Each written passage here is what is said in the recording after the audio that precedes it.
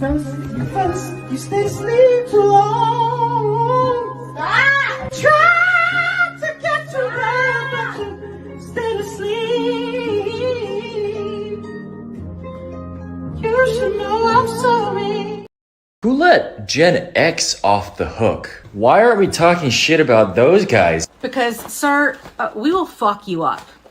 We fought in real life, not on the internet. We are the last generation of feral children. We didn't have safe spaces. We didn't have trigger warnings. No one was allergic to fucking gluten. We mind our own business. We are older than Google. We are not the bigger person. Leave us alone. My little clothes and stuff. I like posting pictures of my little clothes and gear and stuff. The little young dudes be on the Instagram telling me that I'm trying to dress like them. Let me tell y'all little motherfuckers something. These are our clothes. We started wearing this shit. We was wearing this shit before y'all was even fucking born. Now all of a sudden, if I wear some clothes, y'all talking about, oh, you too old to be dressing like that. Ain't that a bitch? We was wearing this shit before y'all was even born. I ain't about to be walking around here with the motherfucking Steve Harvey suits on shit. I'm about to rock this shit till the wheels fall off. Nigga, I'm gonna be 70 and feel like fresh. Understand? I ain't scared of you motherfuckers. I'm gonna tell you something straight off the motherfucking press. I ain't coming for no foolishness.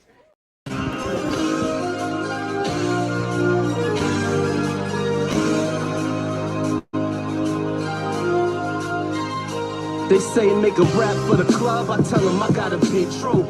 Right now it's niggas who's robbing because they need food. And I'm a hypocrite, knowing that it's niggas who need shoes. I'm in the store copping like I need truths. So my pen's what I speak through. Just telling me intention of my fly, ain't to tease you, nah. It's the reward of a hard road that I survived. Designer clothes that I cop symbolize the grind. Some forever stay broke, I'm not surprised. They on the Xbox, chilling like they got the time. I just talk to God like if I should die. Made my D's earn me wings so that I could fly. Then I fall back.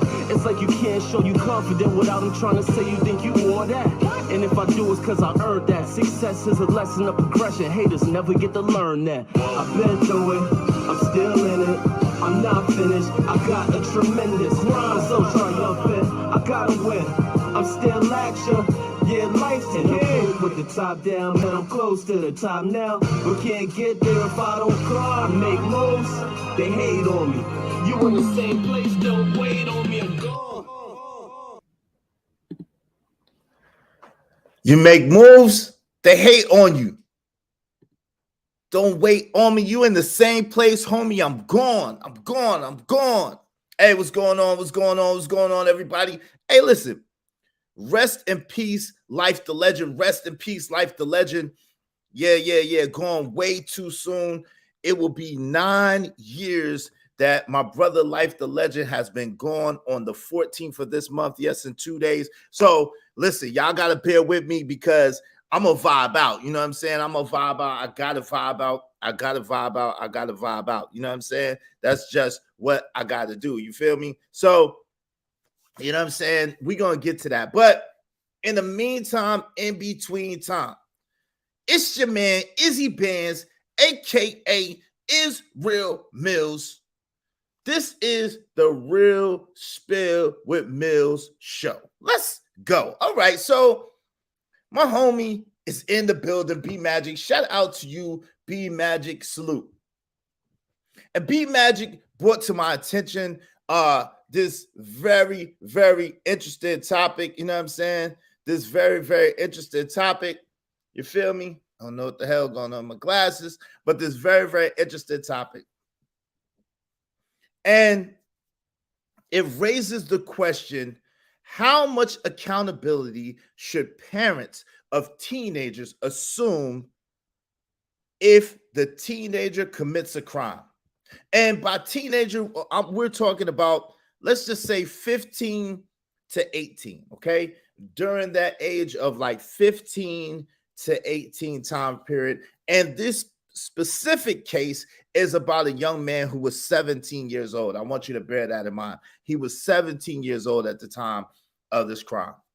Now, one of the victims of another crime was actually 12 years old. So rest in peace to these young brothers and sisters losing their life way too young. We used to have a song back in the day. It's called Self-Destruction. You're headed for self-destruction. Self-destruction. You're headed for self-destruction. And it seems as if that is the wave that people are headed back right now. And I pray that we get it together. Yes, yes, yes, y'all. Yes, y'all. Pray that we get it together. You know what I'm saying? Because it don't make no sense. You know what I'm saying?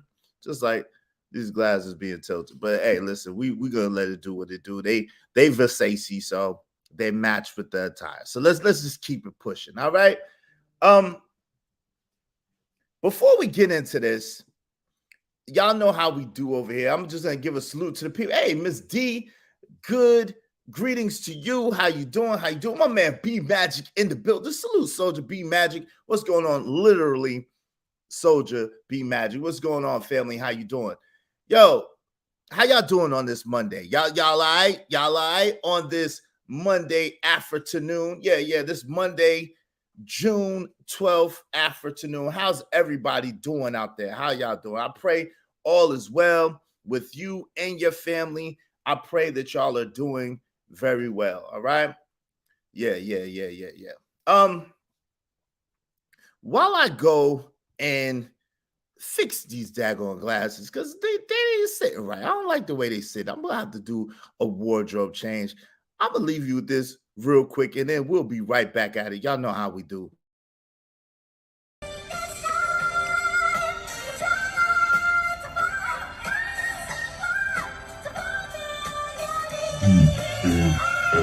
Yeah, the skill set is not a question, it's guaranteed. A carpenter when I build songs, I hear my beats. So I write in my overalls and tool belt. Give them heat till I see the walls in the booth melt. That's what I speak about now instead of one day. Eyes on the prize and my bags on the runway. Success on my destination tags, hearing some say, see it when you return. Nah, homie, it's a one-way. They hate it when you start at the same place, but then they get left. I'm like, what you expect? Even my name's great. Like I'ma sit around moving at the same pace. We want the same thing, but we don't go for it the same way. We're like a Mexican on his way to job 4. Just finished washing some dishes about to mop floors. Like if that's what it takes to be the top dog, I ain't complaining about it. I'm getting all back.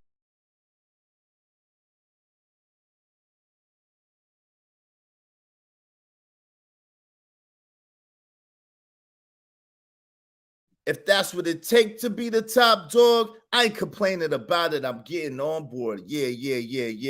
Yo, shout out to Life the Legend. Rest in peace, Life the Legend. Gone way too soon, my brother. May God grant you paradise, man. One of the dopest cats. I don't know what it is about them Versaces. Them Versaces, they be sitting right. You know what I'm saying? Until I get on camera, then they don't want to sit right no more. I don't know what's going on with the Versaces. I can't even pronounce nothing past that Versace. I don't know what's going on with these things, man. I'm gonna need y'all to get y'all thing together. But anyway, we got backups. Y'all know how we do. We got backups. It's all good. I didn't want to really wear these, but hey, it is what it is. All right, so let's move forward. So the more serious topic and the more serious question today is about the accountability of our children when they create crimes, especially the crime of taking a life or attempting to take a life.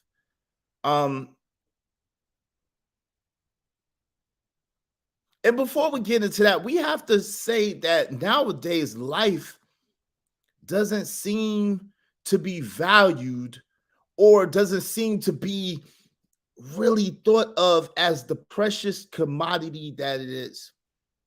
Too many times overall, we as people are too ready to snatch a life, to take a life like that. It doesn't mean much, it seems like. It doesn't have much meaning. And even with the thoughts of spending a lifetime in prison, it doesn't seem to be enough to stop people from taking other people's lives. And some of you will say, well, this has always been going on. People have always been taking lives. And while that is absolutely correct, they have. The issue is that it seems as if the value of human life has gone way, way, way down. People just don't care anymore. They just don't care anymore. And the young folk seemingly,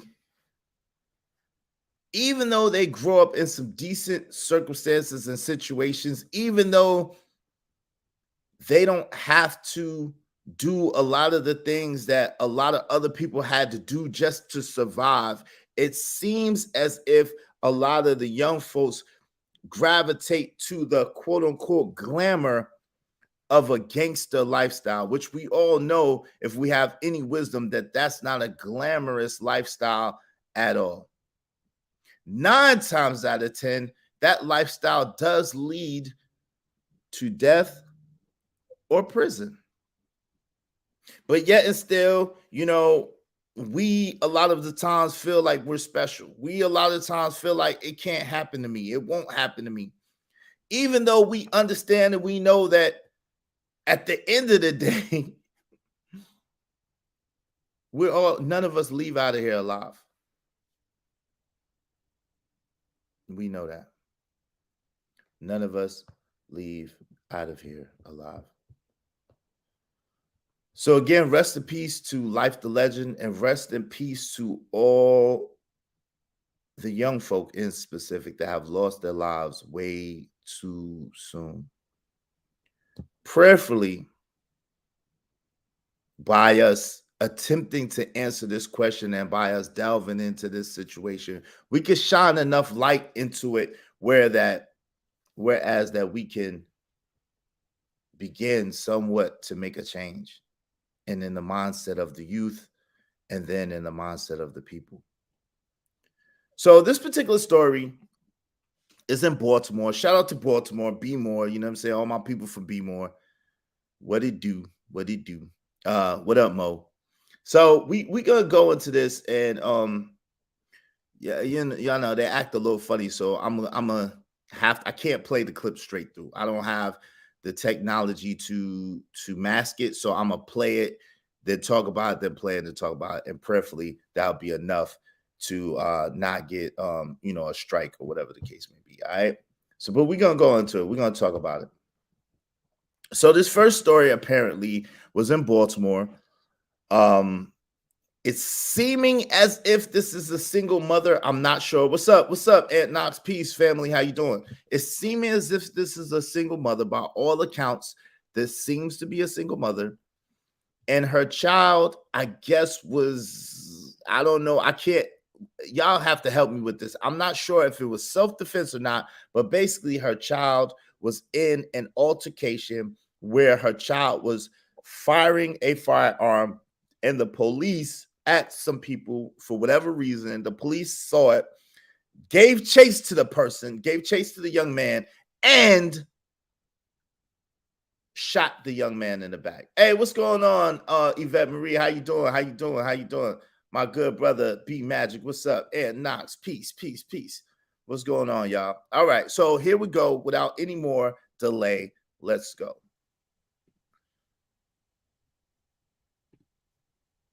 All right, fair use, fair use, fair use. As a matter of fact, before we play this, let me do this. Let me do this before we play this, because some folk is real crazy. Fair use. We're gonna put our little fair use thing up there, and then what we're also going to do is we're also gonna find this. That one. That's not the one. That ain't the one. Let me see. Okay, hold on. We gotta have our fair use banner, because folk don't want to act right. Okay, so fair use. This is for only educational purposes. Okay, here we go.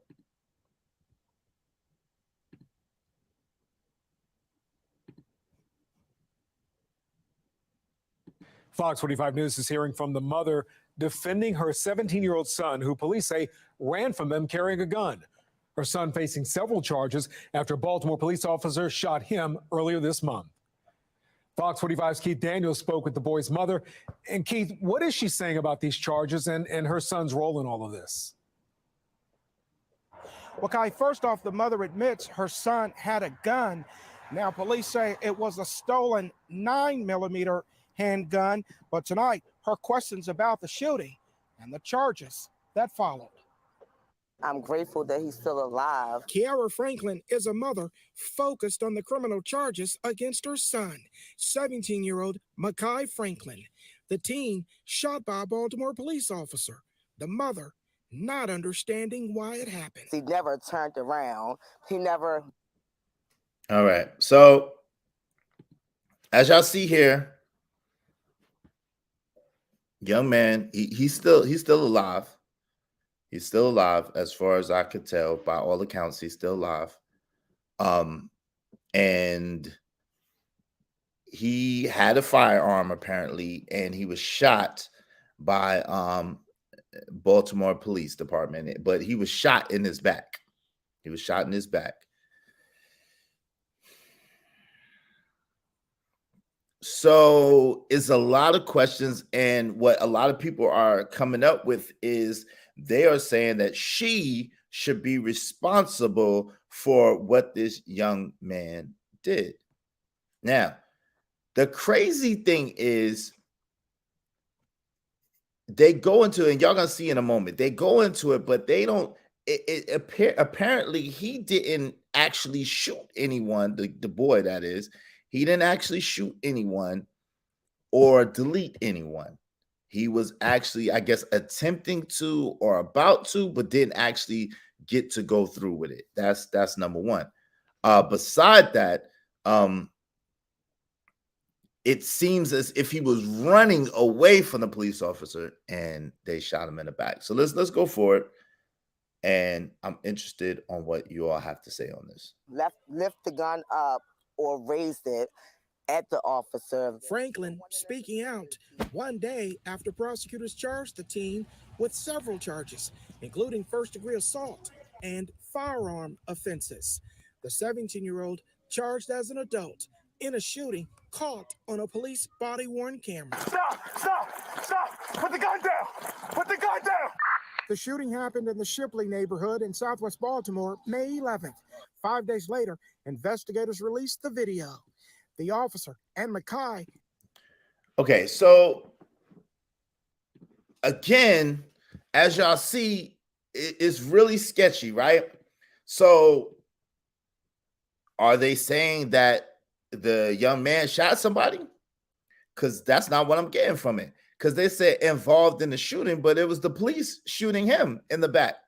Now, am I saying that he was right for what he did? If he's right for having a firearm, whatever the case may be, running from the police, whatever he was attempting to do? Absolutely not. Absolutely, positively not. At the same time, it seems as if maybe he attempted to retaliate, was about to retaliate, whatever the case may be. It was unsuccessful, and this was probably on some other teenagers or people around his age group. It was unsuccessful, and he was caught by the police in the act of it and then tried to run away or flee the scene. That's what it seems like to me. Y'all correct me if I'm wrong, or if y'all have more information, or if you know something or you're getting something different from this story that I'm getting. But let's go forward, all right?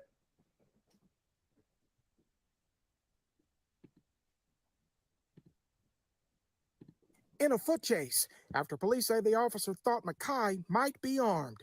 At one point, circled in red, the gun is seen clearly in the video. Then the officer opens fire. The teen shot in the back, but survived. My son wasn't supposed to be gunned down the way he was. What about the fact that your son had a gun? He had a gun because he was scared for his life. We live in Baltimore City. The debate over the shooting still ongoing amid gun violence involving youth, raising questions for some over parent accountability.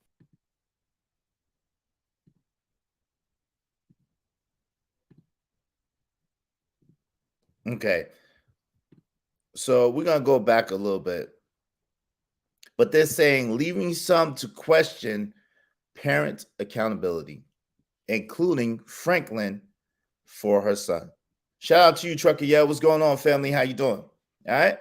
So let me rewind that back a little bit, and then we're gonna talk about it. We're gonna go from there. All right. How am I accountable for what he has on him? That's not bad parenting. That's not the parent's fault. You know, how can you blame that on the parent? My son's 17 years old. You know, he's not a 5-year-old little kid. You feel me? So at the end of the day, there's only but so much I can do. Interesting.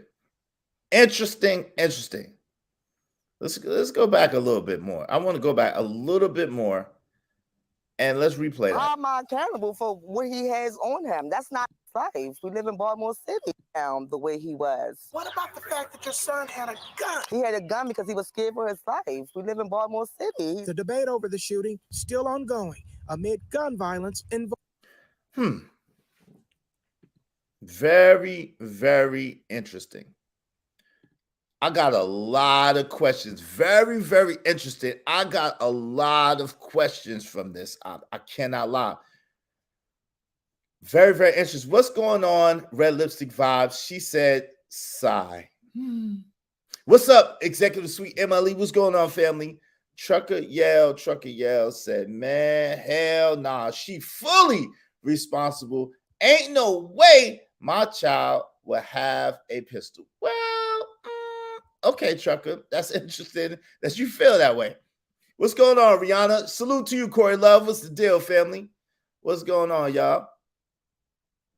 They need to lock these parents up. Wow, y'all are all, wow. If they charging him as an adult, how can we double back and blame the parents? Yo, that is a great question, Corey Love.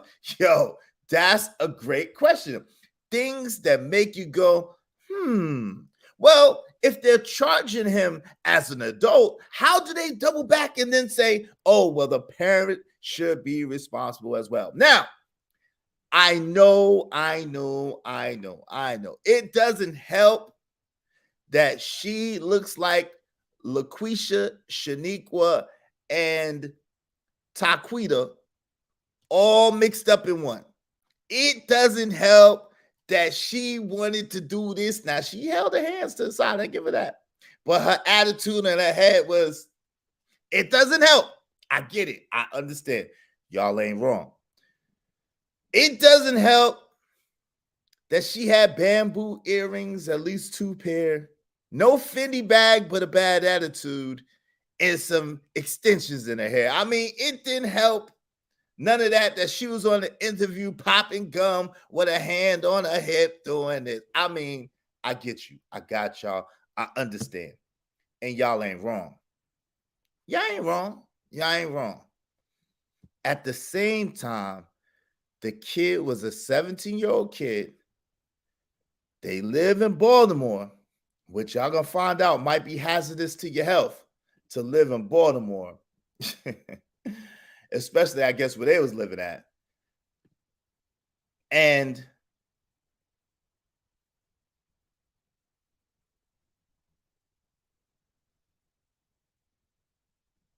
he was 17. While it doesn't seem like she put the gun in his hand, while she may not have known that he had the gun in her hand, she didn't seem sorrowful that she was like, wait, it's Baltimore. What are you supposed to do? He got to protect himself. Ma'am, how about move? I mean, that was the initial reaction that I had. Ma'am, how about move away from Baltimore and take your son with you? I mean, granted, he's 17, about to be 18, about to be whatever. But how about move from Baltimore and take your son with you? Just a question.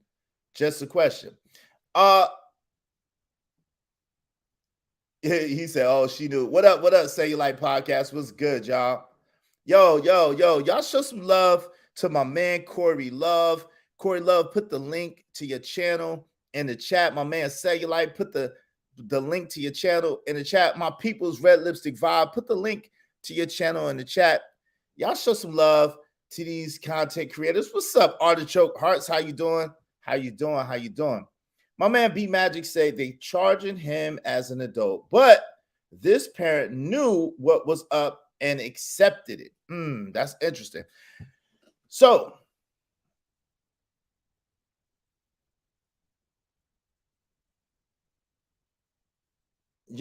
so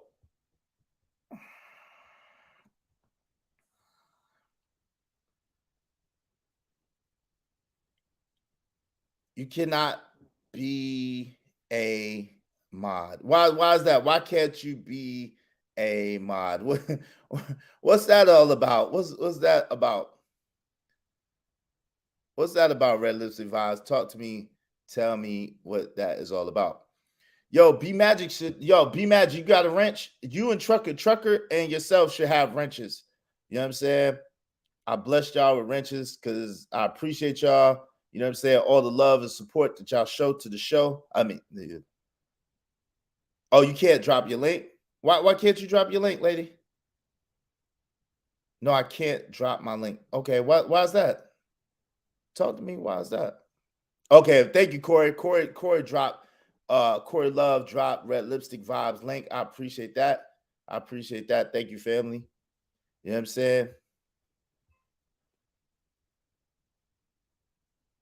Artichoke Hearts was good.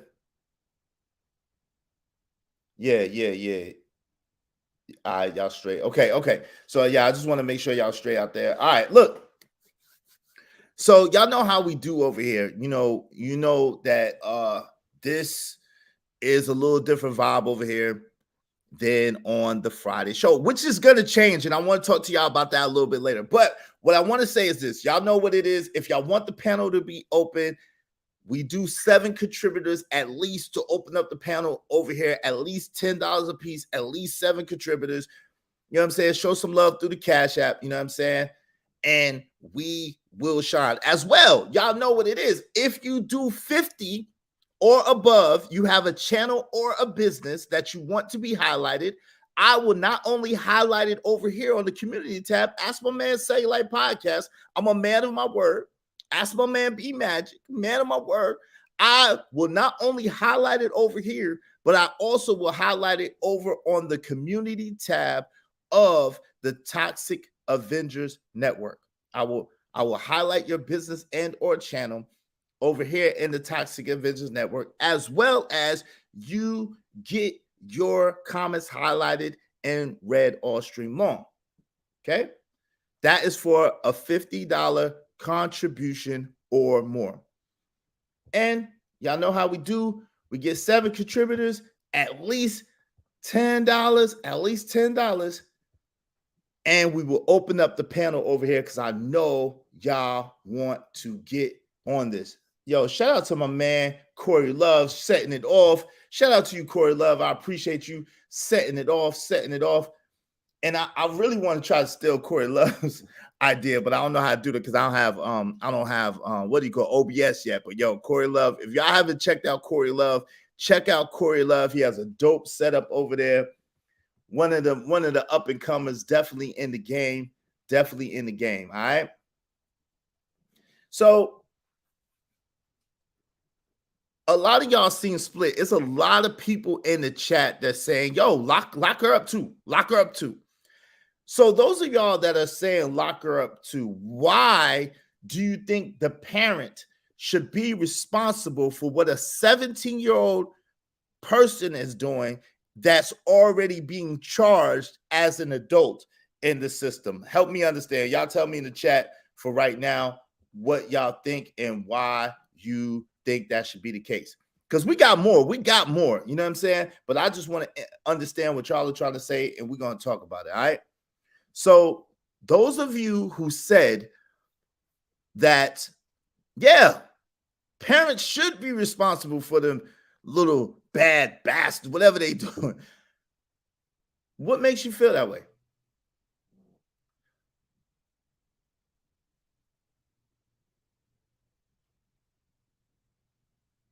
The parent fooled at their job. Yo, what's up, Victor? Victor Moan Jr., Victor Hart. What's going on, family? What's up? Watch them niggas. What's up? What's going on, y'all? If parents knew, they would be held accountable there would be a lot less juvenile crime. I don't know about that. Y'all really believe that if parents knew that they would be accountable for their children's actions, that there'll be a lot less juvenile crime? Y'all really believe that? Are you serious? Are you for real? Y'all know there's consequences to actions, and people, listen, people know that there's people in general know that there's consequences to their actions, and they do it every day anyway. Y'all didn't hear me though. People know that there'll be a consequences to their actions, and they do the crimes anyway, all day, every day. So you really think that if parents knew that they was accountable for their children's crimes, that they would stop it? Like, because if they could stop it, I believe that as a parent, if you could stop your children from getting in trouble or doing some stuff, you automatically would, wouldn't you? I mean, wouldn't you? Yo, shout out to my people's Corey Love. Corey Love said, once you get a more powerful computer, I'll guide you in the right direction to do some of what I do. Hey, no doubt about it. I appreciate it. Yeah, I definitely need, because this Mac, I thought I had something with the MacBook, but I digress. Hey, yo, shout out to my man B Magic. Accountability of a parent is for the safety and well-being of the child. By law, he's not an adult until 18. Yeah, that's true. That's true. But it is for the safety. But he is bring charge as an adult. Okay, absolutely. We're talking about juveniles, though. Yes. So actually, what I'm talking about is, again, I'm talking about, generally speaking, what I'm really talking about is, I said 15 through 17, but really I'm talking about in that 16 to 17 range, because it seems like in that 16 to 17 range, it gets real dicey. I don't know about y'all and what y'all have seen in the world, but it really seems like in that 16 to 17 range of life, things get real dicey as far as, is it a child? Is it an adult? Should they be tried as a child? Should they be tried as an adult? Shit. I seen with a child. How old was that kid that deleted his mom? Wasn't he like 10? It seemed like if you a young black man, anything go. I'll be honest with you. They don't really give no F's. It seemed like if you're a young black man and you make a mistake, no matter how old you are, yeah, your ass is going up river. But I digress on that one. I've had parents trying to throw hands with us over some awful stuff their child did. Yo, we really need to open up this panel, y'all. This is a juicy topic. Y'all get in on this. We need 6 more contributors. Y'all show some love through the Cash App. Show some love. We really need to open up this panel and chop it up, because it seemed like y'all got a lot of good stuff to say, and I really want to hear what y'all got to say. All right. So for the meantime, in between time, I'll say this. I don't think that parents should be held accountable for what their 16 and 17-year-old children are doing. Now, again, I can look at things from a broad scope and a broad view. I can. With that being said, I know from an anecdotal experience myself, as a 16 and 17-year-old teenager, my mama ain't had nothing to do with nothing I was doing. She tried, she told me, she warned me, she threatened me, but I was going to do whatever it is that I wanted to do. And so, as a woman who was divorced and had 5 children at the time, and having to work and provide for those children, there was no way that she could be on top of the things that all of us was doing, much less me being the eldest and being a teenager. There was no way in the hell that she could have been on top of all that. I'm just saying, and that's really a reality. And I know for a fact, one thing for sure, 2 things for damn certain, I did whatever the hell that I wanted to do. And my mama didn't know half the stuff that I was doing. My brother had a line in one of his rhymes. He said, I'm trying to keep my mama safe for what she don't know. Her baby boy aiming Glock rounds with one eye closed. Yeah. So 9 times out of 10, the stuff that we do, especially as teenage boys, 16, 17, 18, 19, our parents don't got no clue the debaucherous shit that we are into. They got no daggone clue, much less trying to make them responsible for us. All you can do is train up a child the way they should go, and they will not depart. Now, this is the thing. They didn't say how long, because there was a such thing as the what do they call it? The prodigal son. Yeah. There was a such thing as the prodigal son. So what that meant is that he had to go astray, he had to go his own way, he had to do his thing and come back. Y'all didn't hear me. He had to go astray, he had to go his own way, he had to do his thing and then come back. That's what made him the prodigal son. So although the good book says, train a child in the way that they should go and they will not depart, we understand that that's overall the overall arcing thing. But the funny thing about people is we're freaking human and we do all types of shit we ain't got no business doing. And I don't know nobody who doesn't. Y'all tell me, y'all correct me if I'm wrong. Y'all correct me, because again, this is anecdotal, but I don't know no people who don't make mistakes or do what they ain't supposed to do or do some bullshit that they know good and God doggone well they ain't got no business doing. I don't know nobody like that, including my daggone self, because my 16, 17-year-old self, I was doing my damn thing. I was in the streets. And there was nothing my mama could have did to stop me. And as a matter of fact, what she had to do in her own mentality, she kicked me out. I was kicked out the house at 16 years old. Dead ass. Because I wants to do what I wants to do. She said, if you're going to live in my house, you're going to follow my rules. And I said, oh, okay. I'm good. And she said, you got to go. Get on out. Get on out of there. Get on out of there. Get on out of there. It wasn't her fault. That wasn't her fault. I don't care what nobody say. That wasn't her fault. And I got some qualms with some of the things my mama did. I got some qualms with some of the things that how my mama raised us. And I do. And that's for maybe a story that never be told up here. But what I'm saying is that the dude that I was becoming at 16 and 17-year-old had nothing to do with my mama. My mama couldn't have stopped that. What could she have done? Keep me in the house all day, every day? Lock me up? Well, I mean, what could she have did? Ain't one nothing she could do. I'm just saying. Not to mention, this is why we say black women.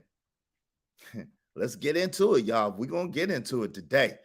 This is why we say black women, that a black woman or a woman can't raise a man. Because all of us dudes in here know and understand that that age, 15 to like 18 and sometimes even above, we start to smell ourselves and feel ourselves. And we as young men, becoming men, are trying to find our way in the world. And a lot of times that testosterone is high. It's high. And we don't understand it. We don't know how to control it. All we know is we young bulls ready for the race. We ready. And during that time, a lot of time, most of us, and of course, it's not all of us, but most of us cannot be told a damn thing. We don't want to hear a damn thing. You can say what you want to say, but we're going to do what we want to do. That's how most of us young men, 15 to about 18, sometimes a little beyond, that's our mentality and our attitude. That's how we approach life. So my man B Magic says she could have took you away from the streets, put you in a socially acceptable after school program where you didn't have enough time to be in the streets. That's interesting, B Magic. I definitely disagree. And if that didn't work out, always military school, etc., etc. Do you have to pay for military school, B Magic? I'm just curious. I don't know the nuances about that, but I'm just curious. Do you have to pay for military school? Anybody know? My pops used to check the hell out of my male cousins. He got them in line quick. Well, again, I said there was nothing that my mama could do. You see what I'm saying? And then again, I said that's why we say that a woman can't train a man how to be a man. So yes, your daddy, if my daddy was there, which he wasn't, they had got divorced and I didn't want to move back to New York City. And then that's the interesting thing. B Badger, we lived in a nice neighborhood. We lived in a decent situation. The situation that I lived at in North Carolina with my mother was a lot better than the situation I would have been in back in Brownsville, Brooklyn, New York with my father. And that's just a fact. However, you know what I'm saying? My mama, especially having 5 children at the time, and her and my father being divorced, there was only so much that she could do. So that's what I'm saying is very, very, very important for us men to stay and be in the lives of our son. Because a man could get in that chest. I mean, my mama only coming to about right here. You know, she tried to beat me one time and I just was laughing. This shit didn't hurt. I was laughing. This shit was funny to me after a while. I'm like, you really trying to beat me at 15, 16 years old? I'm twice your height. I'm twice your size. Like, you really trying to beat me? It was cute and funny to me. It didn't bother me at all. Now, I'll tell you our story a little bit later. But anyway, the point being is that this is a blaring example of why we as men need to stay in our boys' lives.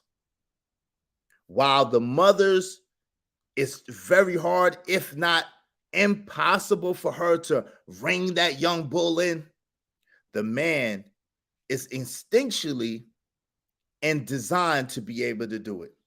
That's why back in the days, when a young man turned 13, in certain cultures, they used to take that young man away from the mother, and they used to have a rites of passage ceremony and things like that. And then when they turned 13, they no longer was around the mother or the sisters like that. They always were around the men.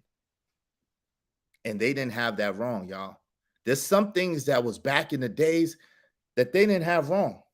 They didn't have wrong at all. Hey, yo, y'all show some love, man. Hit the Cash App, $ Israel Mills.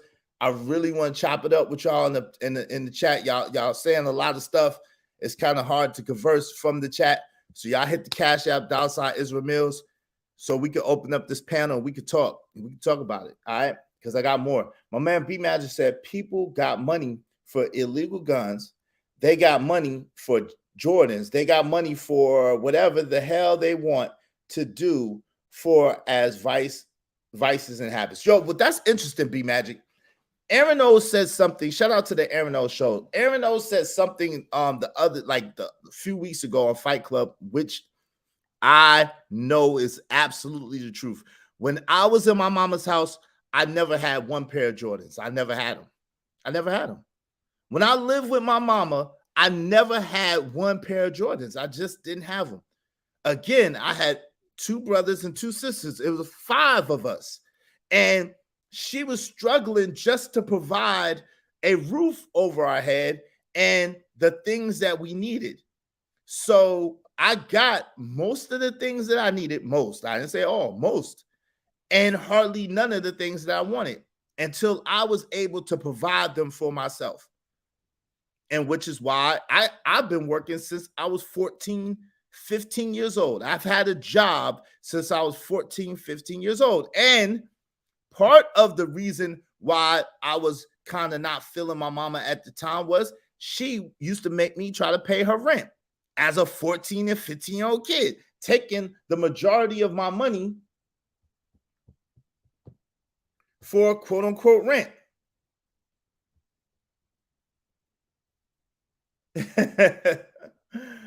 Yo, thank you, Artichoke Hearts. I appreciate it. I hope that the first part of that statement is not true. Salute to you, Artichoke Hearts. I appreciate it. Thank you for the love. Hey, yo, but yo, for the cash out, I appreciate that. Yo, so yeah. That was part of the beef that I had with my mama. She would make me give her money for rent as a young kid. And I would go out and I'll work and she'd make me give her a lot of the money.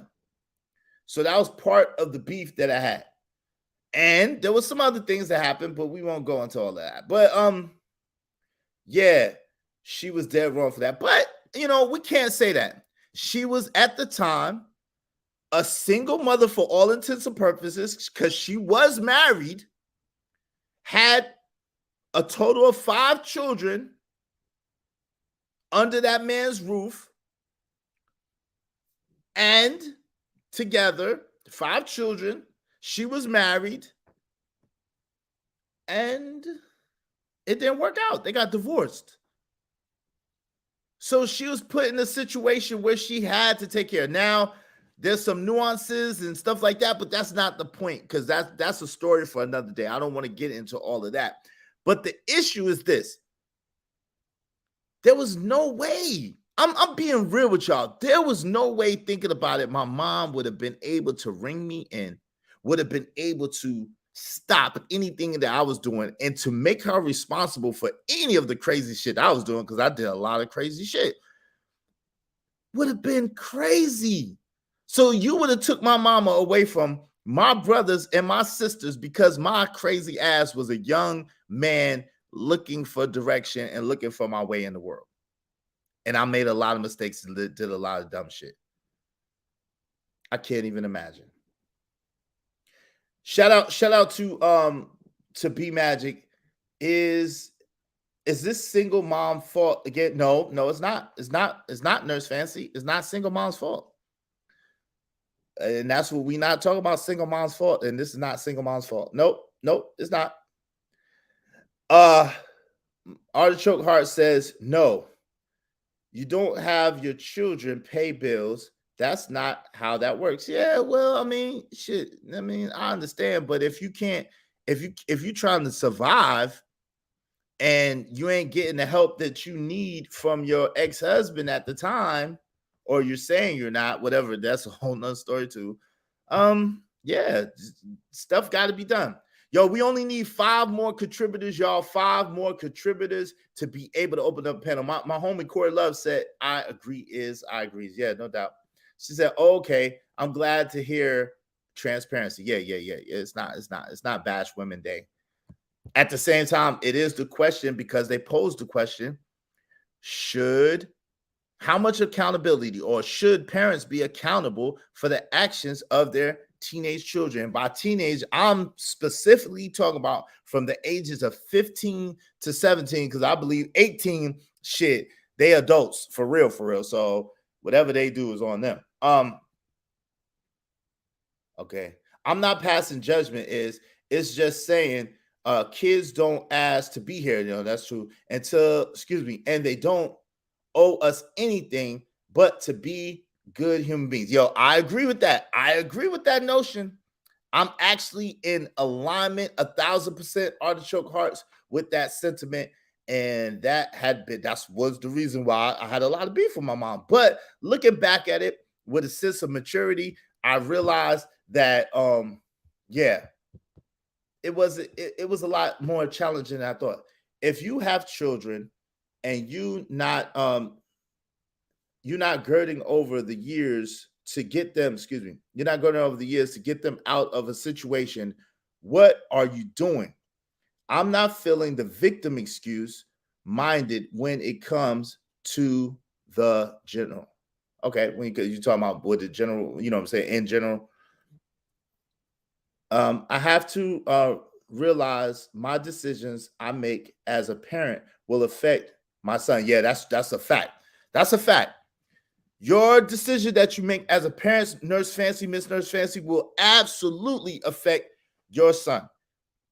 And that's why it's very, very, very important that women understand that fact, especially when they have sons, and take accountability and take responsibility and do the very best that they can to be the very best examples of the kind of woman that they will want their son to be with or their son to have. Because the sins of the mother and father are visited from generation to generation to generation. Those are what's called generational curses. See what I'm saying? And that's absolutely the truth. So if you married, which I know you got married recently, you know, you married a good man. I pray y'all, you know, much success in your marriage. You know, he should be a shining example or a good example to your son, treating your son well, having your son see him treat you well, and you treat him well in front of your son, period. And that would be a way of teaching, because the thing about it is kids don't do what we say. Children do what we do. Again, let me repeat that. Kids don't do what we say. Kids do what we do. It's very important as parents, especially as single mothers raising a son, to be the best example possible to that young man. Because if not, then you're gonna have all these red pill raging dudes out here. Yeah. This is where the red pill raging. Let's keep it a buck. You know, let's talk about it. This is where the red pill raging, quote unquote, incel dudes come from. 9 times out of 10, it come from their damn mama and how their mama interacted with them and treated them. The shit that they seen their mama doing, the men that they seen their mama bring around them. Let's keep it a buck. Let's keep it a buck. Let's keep it 100. Now, while I do not think that a parent should be held legally responsible for what the child is, for what a teenager is doing, I do absolutely think that as parents, we need to be the best possible freaking example possible to our children. Absolutely, without question. Gina said, when I was young, in my teens, the single mothers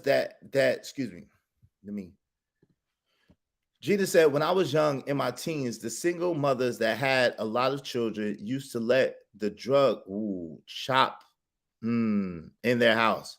Therefore, they had all their needs met. Yeah, that was a thing. That was a thing in the 80s and the 90s. I hope that it stopped, but that was absolutely a thing. You ain't lying about that, Gina. Miss Nurse Fancy said, absolutely. Truckiel said, big effing facts. Trinidad T, hey, how you doing, Trinidad T? When you become a parent, you are a parent for life. Hey, that's real too.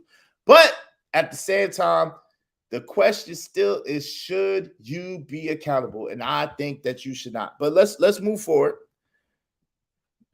Let's move forward. I don't think that you should be accountable for your 15, 16, or 17-year-old son, child, what they're doing. I just don't. Because I know for a fact, from me and my friends, shit, there was no way in the hell, especially the single mamas, there was no way in the hell that they was going to be able to wrangle none of that or stop none of that, because we would have found a way. Let me just keep it real. We would have found a way. If they closed the door, we would have went out the window. If they closed the window, we would have went off the roof. We would have found a damn way to do what the hell it is that we wanted to do. That's just what it is. You know what I'm saying? I used to go to my friend's house and, the nigga sell big dope. Why he in y'all house? And my friends would tell me what go down. Oh, okay. Get the likes up. Yeah, yo. Definitely. Y'all got to get the likes up. The likes are free, y'all. The likes are free. Let's get the likes up, man. Let's get the likes up. And let's show some support. Like at least $10, y'all. At least $10. Like I said, if you want to be a sponsor of the show, that's something else. That's 50 or more. I will highlight your channel, highlight, your comments, and put you on the community tab of the Toxic Avengers Network and on this network as well. But we need at least 5 more contributors, at least $10 a piece. Let's show some love. All right. My people's artichoke heart says it used to be like that. They used to have truancy officers, and if your kids weren't in school, they would go after the parents. I don't see anything wrong with it. I hear you. Yeah, they did used to have truancy officers, but I never. That was in major cities because they did have that in New York. They didn't have no truancy officers when I lived in North Carolina. I'm gonna be honest with you. There was no truancy officers when I lived in North Carolina. Maybe because everybody went to school. I don't know. But it's still the single mother's responsibility to put a man in your life to check you, hit your ass in the chest.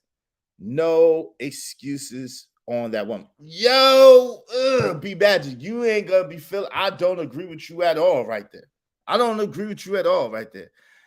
Do you understand?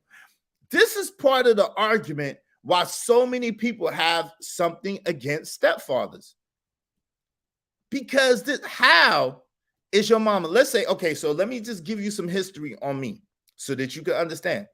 I was 15 years old when my mama and my daddy got divorced. I was 15 years old when my mama and daddy got divorced.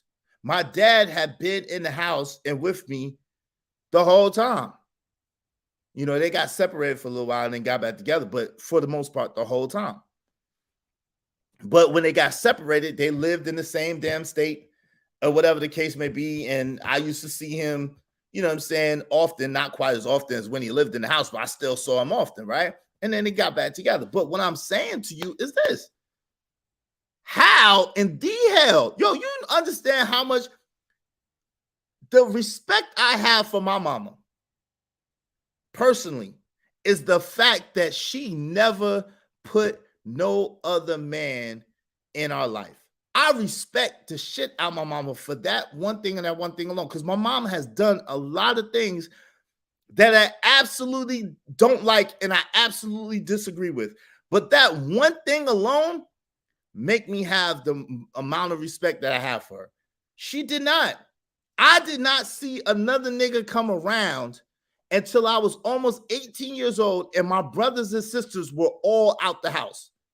It was just me and my mom, and my brothers and sisters were all out the house. They was back with my dad for the summer.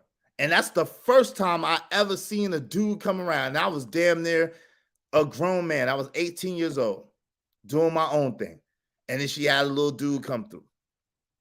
I respect the crap out of her for that. It's no way in the hell that another man would have been able to come through. And she got married later, but we was all grown when she got married. We was all over 21, I think. Maybe we was all over 21 when she got married. But there's no way in the hell she got married again. So for the record, she did get married again, but she did not have no dude over us when we were underage. She just didn't. She didn't.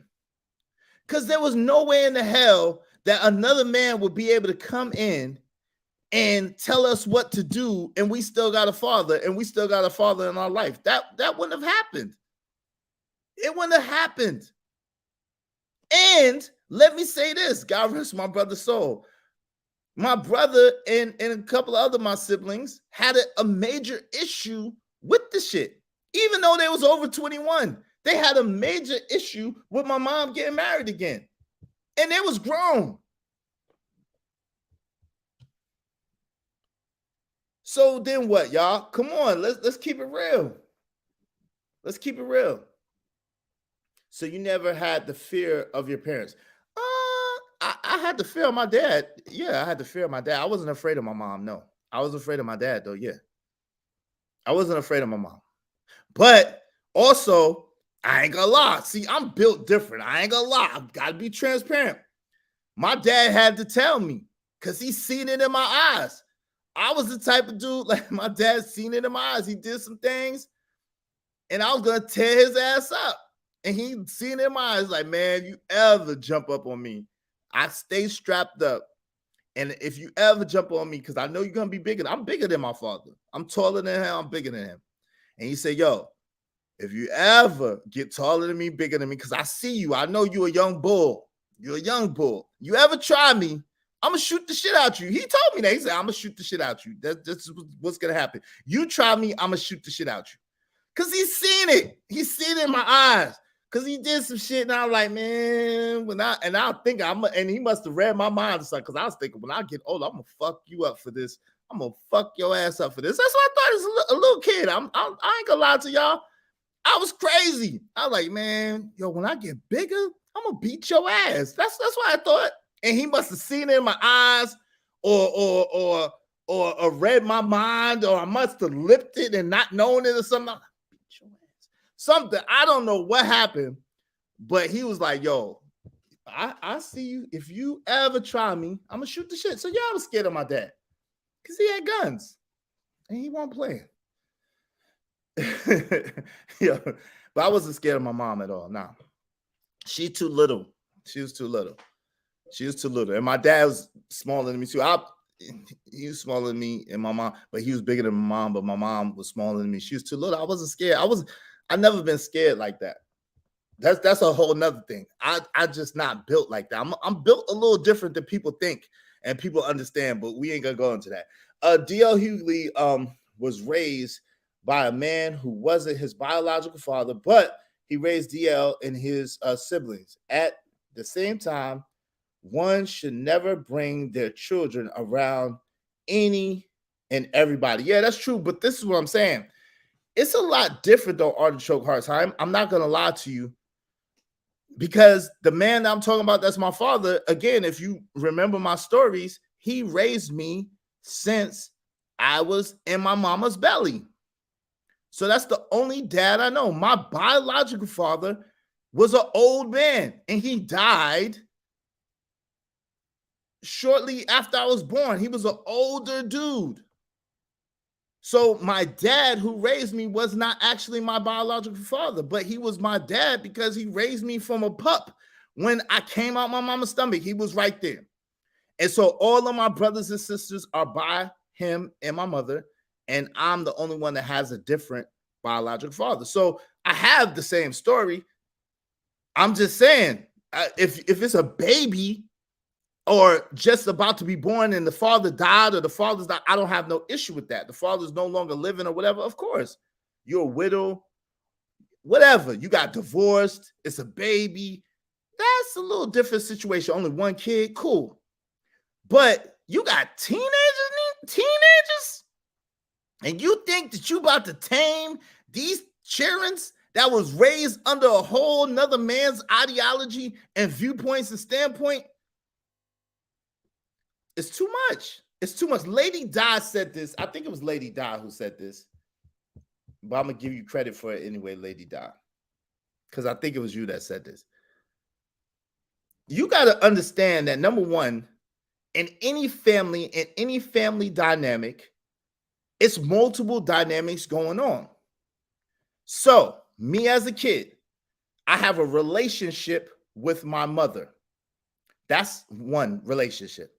I have a relationship with my father. That's another relationship.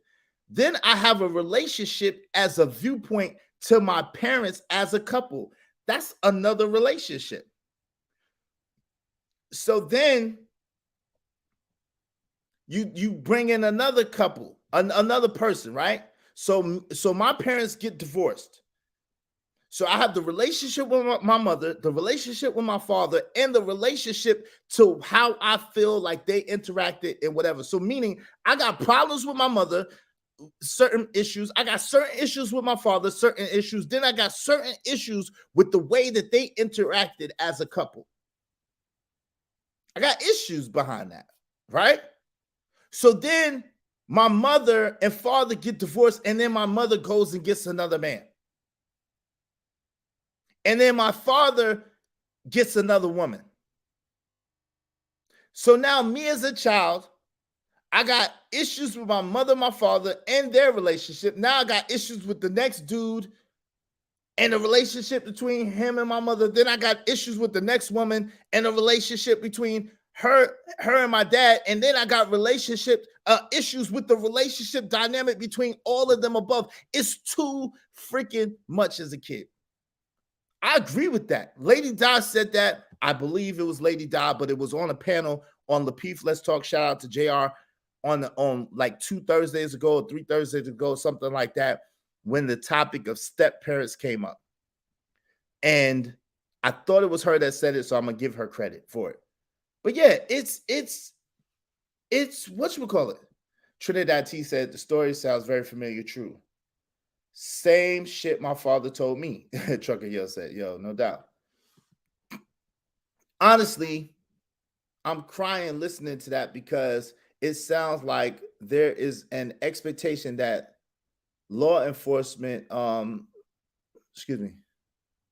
Honestly, I'm crying. Let me make sure. Let me make sure I'm reading that. Sorry, y'all. My glasses. Honestly, I'm cringing listening to this because it sounds like there is an expectation that law enforcement and or the justice system raise people's disorderly children. Hell no. Hell no, I don't believe that. Shaking my head. All kids' temperaments are not the same. And as a parent, you sometimes have to adjust your parenting styles. That's a fact. That's a fact. That's a fact.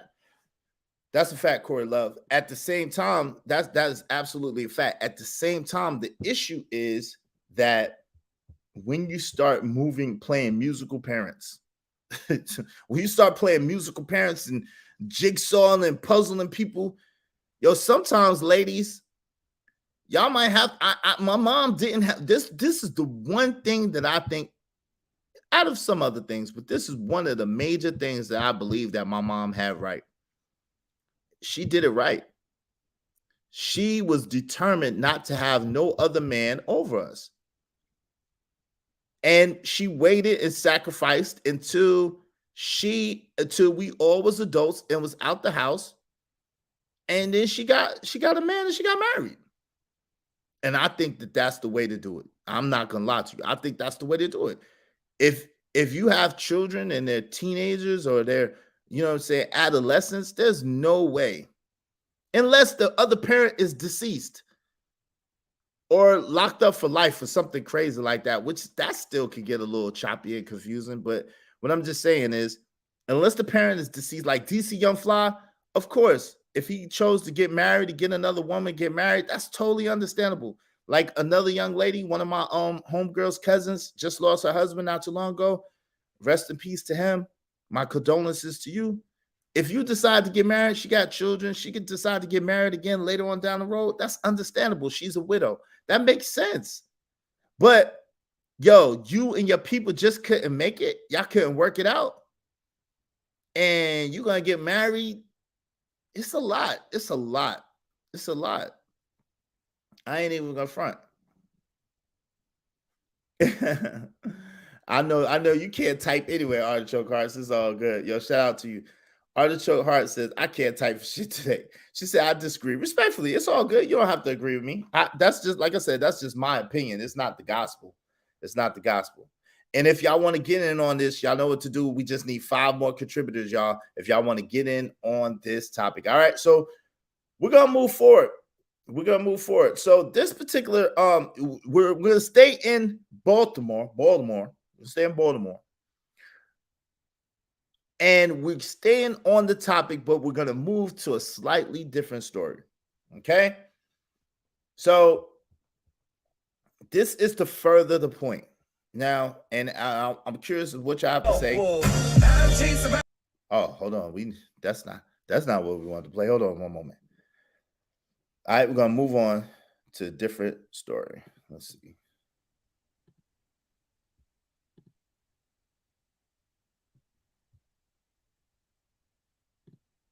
All right, hold on, y'all.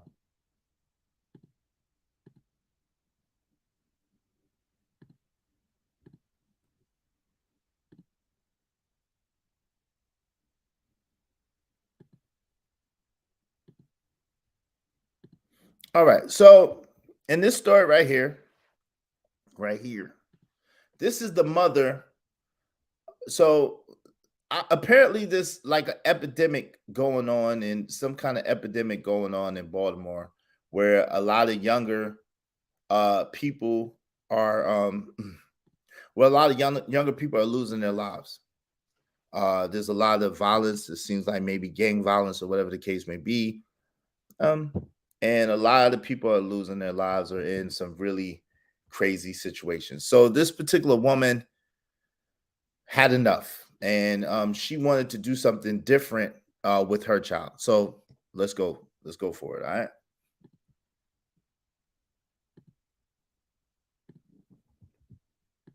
Well, lawmakers aren't the only ones outraged. Parents are too. Patty Hawkins says her son knew Jalen Richards, the 12-year-old gunned down Saturday night. Patty told us she tried to reach out to his mom to tell her what was going on with her son. Hawkins spoke with Fox 45's Mackenzie Frost in Hagerstown after she moved her son out of Baltimore City.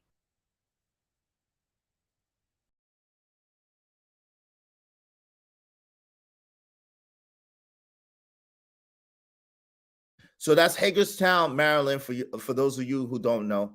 Shout out to Scrap Skrilla, the Rilla. Yeah, I'm from Baltimore. Hey, shout out to you, man. What up, Mo? Hey, listen. So you already know what it is. So my people's artichoke heart says your mother is one of the few women who was able to find a man to marry her. But what if she hadn't? Eventually, your children leave the house, and then that's another woman without a cover. Yeah, the entire DMV is getting bad, unfortunately. Yeah, shout out to you, artichoke hearts. Yo, so there was a young man, 12 years old, that lost his life. Again, may he rest in peace. My condolences to him and his family. I don't know the exact details. It seems as if he might have been a young. What this woman is saying is he might have been a young terrorizer to a certain degree. Again, don't be mad at me. I don't know. I'm just going off what this woman is saying, y'all. But it seems as if this woman, who was a parent of a son, tried to go to other parents to get them to try to ring their children in. And this is what she found. Let's go for it. Look at why this is happening. Sitting in a park some 70 miles outside of Baltimore City, Patty Hawkins talks about fights her son Khalil was getting into while going to and from school in Baltimore. These kids are beefing over the game, and then you have other adults intervening in the situation, and they're instigating it. She says Khalil was jumped and robbed. And that's when she first learned about Jalen Richards, the 12-year-old who was gunned down Saturday night in South Baltimore. I went to Jalen's mom and I said, your son threatened my son with a gun. My son is getting ready to turn 17. My son would really hurt your son. What made you go to his mom about what? Because, you know, these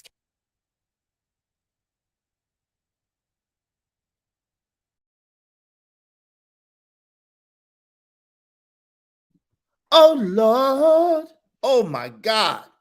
Bruh, I'm just thinking about something. I hope that she ain't confessing to something on her son's behalf and she don't know it. Because it gets a little thicker. The story gets a little thicker. So apparently, this little young bull, the young man that lost his life, 12 years old, God rest his soul. May God forgive him a grand paradise. 12 is way too young to lose your life on. I mean, that's just bad. But anyway, apparently, her son told her that this young boy threatened him with a gun. And so what she tried to do was she tried to go to his parents and some other parents and tried to talk to them about it. My man Scrap Skrilla the Rilla is in B-More, and he said, I know it is, but it's worse here. Little kid just got deleted at graduation. Dang, man. Wow. That's crazy. Is anything sacred and safe anymore? I mean, y'all, people doing stuff at funerals, graduations, weddings. What is sacred and safe anymore? Is anything sacred and safe anymore. Now, we used to wild out. Let me not lie to you or try to paint an unauthentic picture. We used to wild out as young folk. We did. We used to wild out as young folk. At the same time, there was the dudes, the old school dudes, the dudes who used to be doing anything when I was coming up, they be like, yo, shorty, go home. We about to do our thing. Or they be like, yo, y'all get out, like for a fact, I witnessed a lot of shit as a kid. Way too much stuff. But one of the things I witnessed was an armed robbery. And he rolled up in the spot, and he knew us. He knew me and my little cousin. We was in New York. He knew me and my little cousin. We was trying to get some Chinese food for the fam. And we was at the store, and he's like, look, y'all get out of here. Y'all get out of here. He's like, y'all get out of here. Y'all don't want to see this. And he was robbing the dude. And he's like, he took his, so we had to dip. But that's when we was coming up, that's the way it was. It's like, yo, shorty, we about to be shooting. Y'all got to go. Go in the house. Yo, shorty, we about to get in right here. Y'all get out of here. Get out of here. Get away from here. They'll let us know that the drama was about to be lit and to go home. I was one of the only dudes that had a dad. It was me, my next door neighbor, and then one of my homeboys. We was the only three people around my way, and around my way, when I say my way made up about 8 or 9 blocks. I'm from Brownsville. So I'm from the area where the Ocean Hill Projects is at. We used to call it SSP, Sumter Street Projects. But that's not, it's Ocean Hill Projects really is what it was. But anyway, I'm from that area in Brownsville, Broadway Junction, back behind me. And so if anybody know anything about that area, depending on where you stayed in that area, it'll be the combination of 8 to 10 blocks that was your particular hood. It wasn't just your block, but it was like 8 to 10 blocks that made up your particular hood. And so around my way, they all types of stuff would be going down. Let me just say that. All types of stuff would be going down. But they did a really decent job of letting the kids know. And so there was only my friend Chris, my next door neighbor, Carla and them, and their dad, and then my dad. Those are only people who had dads that was in the house around them that I knew of for the most part. Most people didn't have no dads around. So it used to be to the point where they was doing dirt and they was doing work, they would tell me, yo, come on, man. You know your dad ain't gonna have that. Go home, son. Yo, even kids my age like, yo, go home, son. You know your dad ain't going for that. Go home, son. We about to get it in. Go home. And a lot of times, I wasn't even allowed to participate in stuff. Let me just keep it real. There was a lot of stuff that dudes from my way wouldn't even allow me to participate in because I had a dad. Not that my dad even knew, but they was just like, nah, man, you got a father. What you doing out here with us? What you trying to hang with us for? Come on, man, get out of here. Like, you ain't doing that. I wish it stopped them from trying to fight me. It didn't, because I had to fight. Now, don't get it twisted. I had to fight. I had to fight my way out. And I had respect for that too, because I knew how to throw hands. So I had respect for that. You know what I'm saying? So I earned the respect because I could fight. And, because at first I wouldn't. And when I wouldn't, I used to get beat up. They used to take my stuff and stuff like that.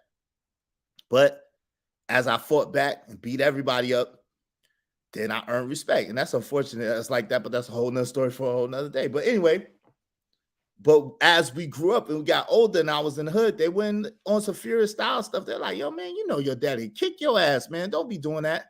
Don't be on that. They was on that type of time. So it was way different. They had a whole nother level of respect. A whole nother level of stuff. And kids, no matter how wild the children was, now I can't say that because they did beat people's parents up. So I don't know if I could go there. So I'm going to hold that. But I was going to say, generally speaking, there was a cursing around people's parents or wilding out around adults. But they did, parents that tried to jump in, they did get mollywopped. They did get set it on, and they did send parents away hurt. Don't jump in. Don't jump in. It's your kid. Your kid. And that's another, maybe that's why, I just thought about that. Maybe that's why I really don't believe in punishing the parents for what the kids did. Because I've seen like 3 different sets of parents get their ass kicked by some children. Because of what their kid did. And they tried to jump in, and it wasn't pretty. No, it wasn't pretty. It wasn't pretty. Can you imagine seeing your dad get his ass whipped by some children? How safe would you feel? How safe would you feel if the man that's supposed to protect you, your dad, come on, y'all leave my son alone, man. Y'all leave my son alone. And then he get jumped and get beat up by all them kids. Like, how can... Oh, my God, I digress. So this lady has a son. Her son was just turning 17, I think she said. And this little kid, 12 years old, walking around with the strap, trying to bully folk, according to her, because he lost his life. So rest in peace. I want to be respectful, according to her. So according to her, I wasn't there.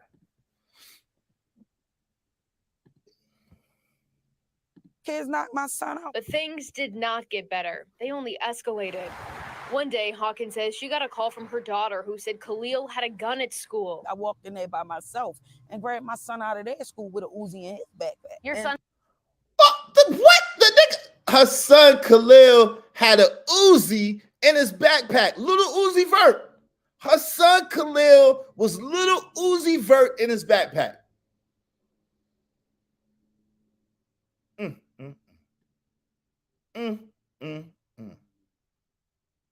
Got to be more damn careful.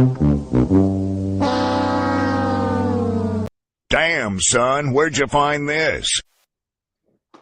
So apparently they jumped him, they robbed him, and I guess that little kid was now I ain't gonna lie, that was kind of the way it was around my way. The littlest dude, the youngest dude, the kids would have that dude to set it off and dare you to say something or do something to him, and then that was over for you. So it was like that around my way too. It was like when I was coming up, it was like that. But apparently this little kid, this little 12-year-old and his crew done robbed this older dude, done beat him up, knocked him out, and now he got to take a Uzi to school. Gots to be more damn careful. Damn. Shit.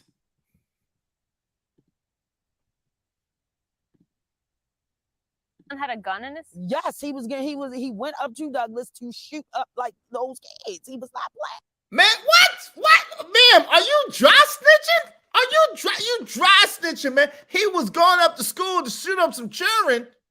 Are you dry snitching? He was not playing. What are you doing? What are you doing, ma'am? What are you doing? Are you trying to get your son to go to jail? Are you trying to get your son to go to jail? What in the name of what is happening here? Is this legal? Is this legal? I need to know. This shit don't make no damn sense. Yo, what up, Ruthless Truth? What's good? What's good? What's good? This been happening in Cali forever, LOL. Yo, what's up, Ruthless Truth? How you been? Where you been, man? Been hiding? Yo, Artichoke Heart said, what you said reminded me of the same from Friday with Debo. Yeah, red is fine. You live to fight another day. Yeah. So she knew he had a machine gun and let him keep it. No. I can't let you change. No, Artichoke Hearts. Her daughter, the story. Y'all got to learn how to listen. I'm going to need y'all to learn how to listen.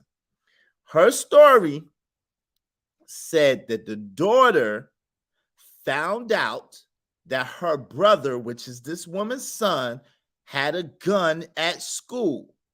And the daughter called the mama, and the mama went up there to the school to the boy. And then she about to tell the rest of the story. That's what happened. So that's how rumors get started. So y'all be hearing a little piece of something and y'all just be going off. That's how rumors get started. Let's don't start no rumors. All right. She pulled him out the situation. Yeah, she pulled him out. She snitched on him, but she pulled him out. Okay, I got you, B Magic. I got you, babe. All right, let's go. And they knocked him out and robbed him. All because he doesn't want to be in a gang. Her son refusing to tell her where the gun came from. She turned it over to Baltimore police. Wait a minute. So they knocked him out and robbed him because he wouldn't be in the gang. Then he gets the little Uzi Vert. He got his backpack. He about to spray up the school, about to be another school tragedy. She diverted the tragedy, and the police get the gun. So he don't get no charge for that? I'm confused. I am confused. He don't get no charge for that? Uzi? And you don't get no charge? Okay. All right. Little Uzi Vert. Yeah, okay. Oh, you was asking. Okay, as long as you're just asking. As long so okay, I get it now. Okay. I asked a question. Okay, all the show cards. Okay. There is a question mark at the end of what I said. Oh, I got you, girl. I got you, all the show cards. No problem. I appreciate it. I appreciate you now because you show love and support to the channel, and I appreciate that. Listen, if y'all want to get in on this, I want y'all to get in on this. We need 5 more contributors, man. What's up with the support? Let's get the likes up and let's get the support up, y'all. Hit that Cash App, $ Israel Mills. Let's show some love and support. We working over here. We working. Let's open up this panel and let's chop it up. All right. We're gonna get back to it.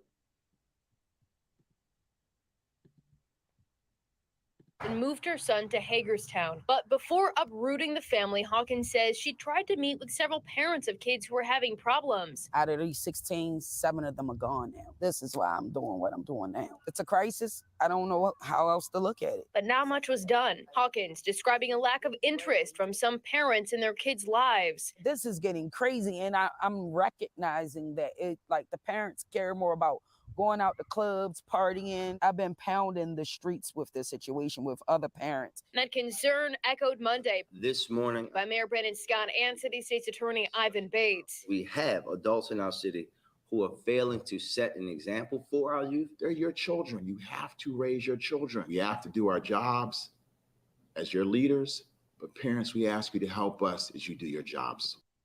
Got to be more damn careful. Got to be more careful. What in the world is happening here? Got to be more damn careful. They're your kids. They're your children. Damn. So she's saying that she added, I guess she's saying out of the 16 children, there's only 7 left. Did I hear that correctly? Let me go back because I thought I listened good, but maybe sometimes I'll be missing something. So I gotta make sure I didn't miss that. Hold on, y'all. Let's go back. We're gonna go back a little bit. I just want to make sure I heard that correctly. Out to clubs, partying. I've been pounding the streets with this situation with other parents. That concern echoed Monday this morning by Mayor Brandon Scott and City State's Attorney Ivan Bates. Several parents of kids who were having problems. Out of these 16, 7 of them are gone now. This is why I'm doing what I'm doing now. It's a crisis. I don't know what. Yeah, so she said out of the 16, 7 of them are gone now. Wow. Now I don't know how long ago. B Magic, you sent me this story. I appreciate you, fam. Yo, do you know how long ago that was when the situation happened versus and how long ago she moved? Because you know how in the news story, being that they're telling it right now, it sounds as if they just moved, but it's probably not like that. I do listen because I heard 16 and I heard 7, and I was, I heard 7 of them left, but it was 7 of them that are gone. So, hey, that's only one away. That's only one away. I was close. And I heard pretty accurately, but I went back just to make sure. So, out of the 16 children that was involved in jumping her son and whatever the case may be, only 7 of them are left. Oh, excuse me. Yeah, y'all know what it was.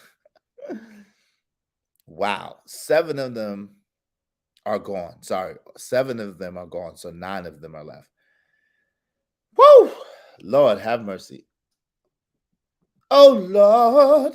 Lord, have mercy. God, Father God, touch Baltimore City and all the inhabitants of it. Change their mind, Lord. Change their mind, Lord. Touch their mind and touch their heart. Strengthen their mind and soften their heart, God, because we need a change in the world today. We need the people to start to value life and to start to value each other and try to work together instead of tearing things apart, Lord. Amen, amen, amen. Lord, have mercy. My man B Magic said, don't know the timeline, but the facts is she migrated and saved her child from that situation. Yeah, I don't know if she moved far enough. Hagerstown is only, according to them, 70 miles away. That might not be far enough. That might, and Artichoke Heart said, my hat goes off to her. That might not be far enough. Yo, so let's chop it up. Let's talk about it, y'all. We need some support. We need some support, man. Let's talk about it. Let's talk about it. Let's talk about it. Let's open up this panel. We need just 5 more people. Just 5 more people. And we're going to open up the lines, all right? So until then, I'm going to play a little tune, give us a chance to get some support in here, to get these likes up. You know what I mean? This is for you, Corey Love. If you're still there, if you're still listening, this is for you, my homie. You requested this. Here you go, family.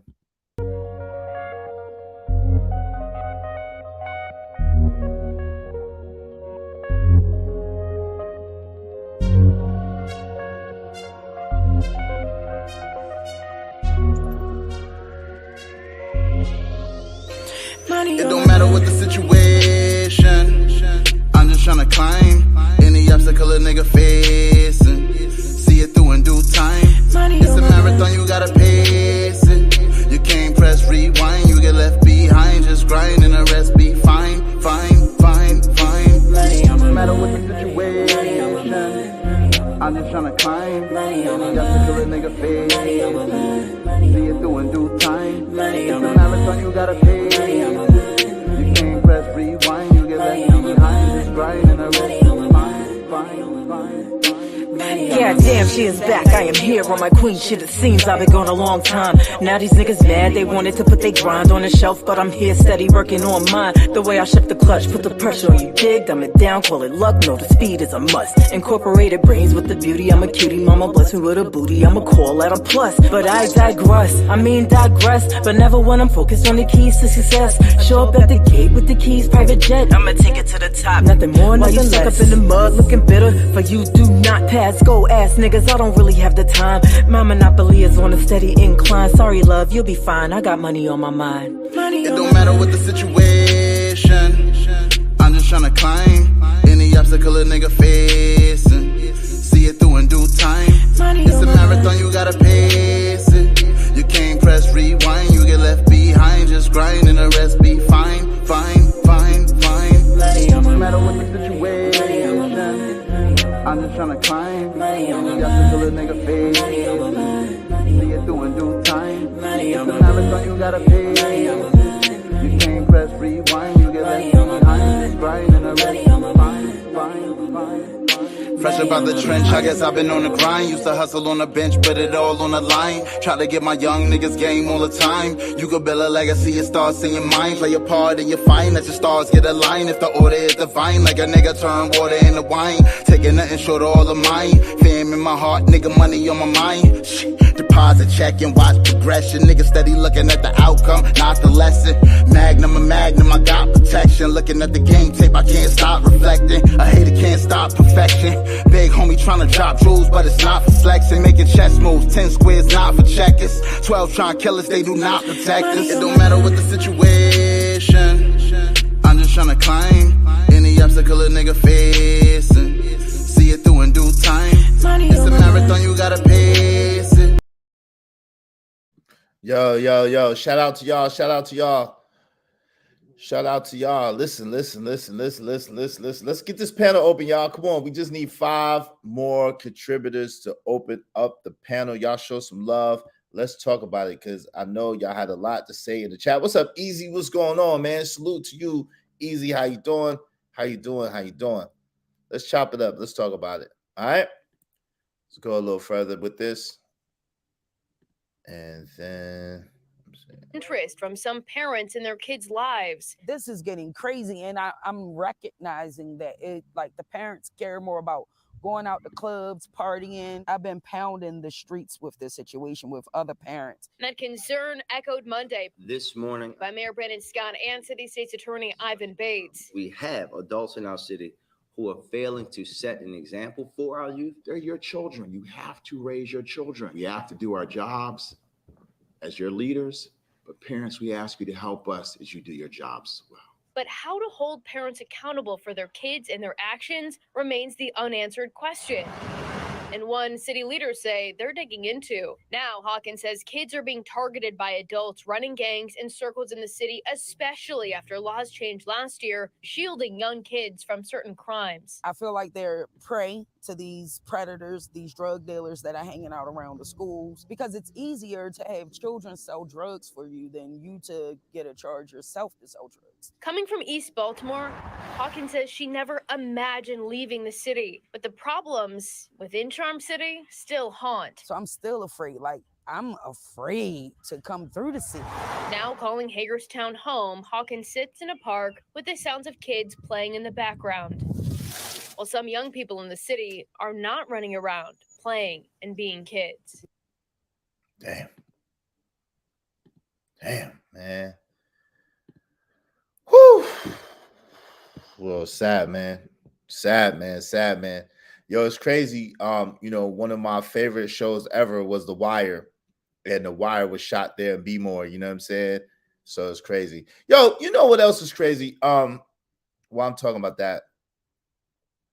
So that's that on that. But listen, you know what else is crazy?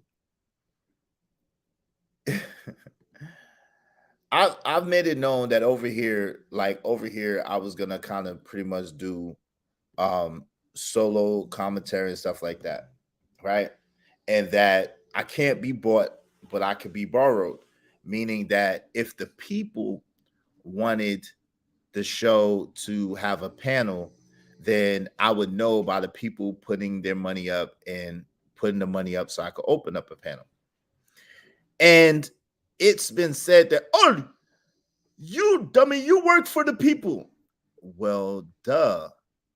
That is saying I'm putting the show in the people's hands that if they want a panel, then they contribute and open it up, and then we do the panel.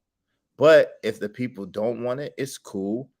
I'll just do my solo thing, and then when I'm finished, then I'll stop the show. It's not that serious. It's not that crazy. But it's amazing how people try to flip the narrative.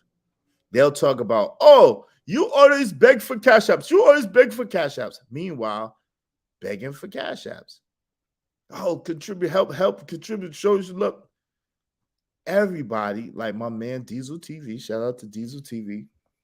Everybody in the space asks for a contribution because at the end of the day, this is time and energy to set this stuff up, to try to create the most entertaining show as possible for you guys, the most informative show possible ever. So I would never hate on another person, say, yo, don't show your love, don't show your support to a person if they're working and working hard for you and trying to provide you with a good show. So the panel thing is because over here, you know what I'm saying? I opened it up on the panel. Honestly, I opened up the panel so that I could get monetized quicker, so I could do longer shows, so I could get monetized quicker, so my watch hours would get up. That's really the truth. That's why when I opened it up as a panel show. However, once I got monetized, and I said this from the beginning, once I got monetized, I was going to focus more on you guys getting to know me and getting to know who I am as a content creator. At the same time, because people do come over here that are used to it being a panel, I gave the opportunity that if the people want the show, then they show their love and support. I didn't ask for nothing crazy, no astronomical amount to open up the panel, but they'll show through support that they wanted to open up a panel, and then we do the panel over here, because this is not necessarily an open panel show. Okay, so it is what it is. You know, it is what it is. Now, with that being said, there's also going to be some changes pretty soon to the Friday and Saturday double standard show. Yeah. We are about to turn it up a notch and bring it up a notch. You know what I'm saying? We're about to bring the fire and the flame. So I hope that y'all are tuning in on Friday and Saturdays on the Toxic Avengers Network, 7 p.m. Eastern Standard Time on the double standard show, because, yo, we about to turn up. We are about to turn up. The show is about to go back to its original format, what it was presented to be in the beginning. And we're going to take it to a whole nother level and take it up a notch. So I hope that y'all are coming through. Now, I want to say this. So on my channel and network, over here, Israel Mills 4183. I hope that you subscribe to the channel, Israel Mills 4183. Hit the subscribe button, hit the like button, and show your love through the Cash App. We focus on more of the community, relationships, and family, especially as it pertains to Black people as a whole. I love all people. At the same time, I have a love and affinity for Black people because I am Black. And I'm looking and hoping to be a part of the change that brings us about to be back to greatness. I want to help be a part of the change that brings us back to greatness and to be an actual community that thrives, that builds, that moves forward. So that's what this channel and this show is dedicated to. The Real Spill with Mills show. Just to be clear, on Friday and Saturdays, we are going to let our hair down. Because like most of you, I know that y'all are not just one-dimensional people. We are multifaceted, multi-dimensional people. We have more than one way of being. We have more than one like or dislike. We have more than one behavior pattern. So with that said, on Friday and Saturday, we're going to get lit. So I hope that y'all are ready. We're going to enjoy ourselves. We're going to have a great time. Y'all know I throw the clips in over here. Y'all know I tell a little joke or two over here. It's still kind of light, but we focus more so on family. We focus more so on the community and building over here. That's what we do. And it's cool. Friday and Saturday, 7 o'clock, Toxic Avengers Network. Oh, we're going to let our hair down. We're going to let loose. We're going to cut loose. That's what we do over there. All right. So I just want to let y'all know over here is a little more serious, a little more structured, a little more to building and helping the community. Over there, fun, lit. That's what it is. All right. So just so we on the same page, the same accord. Was it, anybody had any questions, any things they wanted to ask before we close this out? Because I guess the people don't want a panel today, and it's all good. But anybody had anything they wanted to say, or any questions or any concerns, anything y'all wanted to chop it up about before we move on and close down the show? You know what I'm saying? Let me know.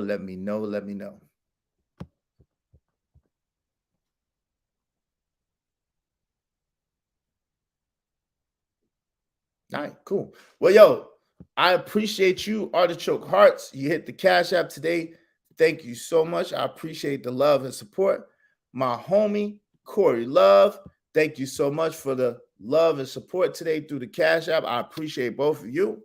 I appreciate everybody that came through and chopped it up. Listen, y'all could have been anywhere in the world, but y'all chose to be here with me. And I hope that we learned something. I hope that we got something for the conversation. Thank you to B Magic for giving me the topic of the day. I appreciate you. I appreciate you. I appreciate you. Y'all already know what it is. So I guess if we don't have nothing else, you know what I'm saying? I'm going to leave y'all with this, and we're going to be out. You can't press rewind, you get left behind. Just grind and the rest be fine, fine, fine, fine. No matter what the situation, I'm just trying to climb. Maybe I still a nigga face. See it through in due time. It's a marathon, you gotta pace. You can't press rewind, you get left behind. Just grind and the rest be fine, fine, fine. Vacation time is officially over. Yo, my man B Magic, my man. That boy is good. That boy is good. My man B Magic, my man B Magic, like, nah. Yo, thank you for the love and support, B Magic. B Magic hit the super sticker. Yo, thank you, man. I appreciate the love. I appreciate the love. I appreciate the love. I appreciate the love. I appreciate the love, man. Here's the link. Here's the link. You know what I'm saying? Here we go. Here's the link. It is in the chat room. Y'all come through. My man B Magic especially come through. You know what I mean? I appreciate that. In the meantime, in between time, y'all can show love through the Cash App. To the Cash App, the link is in the chat. The link is in the chat. So we ain't gonna end the show. Listen, I'm a man of the people. This is y'all's show. This is y'all's show. So listen, I work for you. I'm a man of the people. You say leave the show open a little longer. That's what we're gonna do. We're gonna leave the show open a little longer and kick it. My man B Magic, show love and support. I appreciate it. You know what I'm saying? If y'all would hit the Cash App. I know B Magic usually hit the Cash App, so there had to be a reason that he didn't. So it's all good. It's all love. Y'all hit the Cash App, $ Israel Mills, $ Israel Mills. And if you want to come up and you want to talk about this topic, or if you want to say anything else, the panel is open. Now, what I will say is this: if you cannot get on camera and you want to come up and you're not able to get on camera, you have to hit the Cash App for $30, $ Israel Mills, and tell me, and then I will let you come up without being on camera. Everybody else, we need you cammed up because, like Anton said, and it is real, the quality of the show does depend on people being cammed up. Oh my God, B Magic, what's going on, family? Uh-oh. Yo. I can't hear you. Muted. You muted.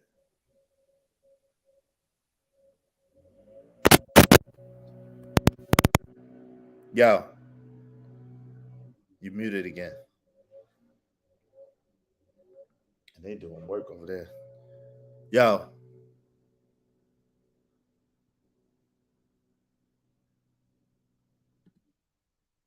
You muted. You muted. How about now? Yo, you good. It's good. What's going on, B Magic? What's up, Chief? What's going on with you, man? Yeah, man. I just got off work. Just here chilling. Yeah, no doubt. So you was the one that gave me the topic. I'm interested in what you have to say on it, man. I mean, it's interesting that we have these issues of these children dying, a lot of the times killing each other, but we don't want to put the responsibility where it should be put at, with the parents.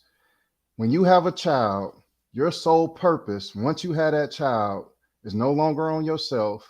It's no longer on your current situation.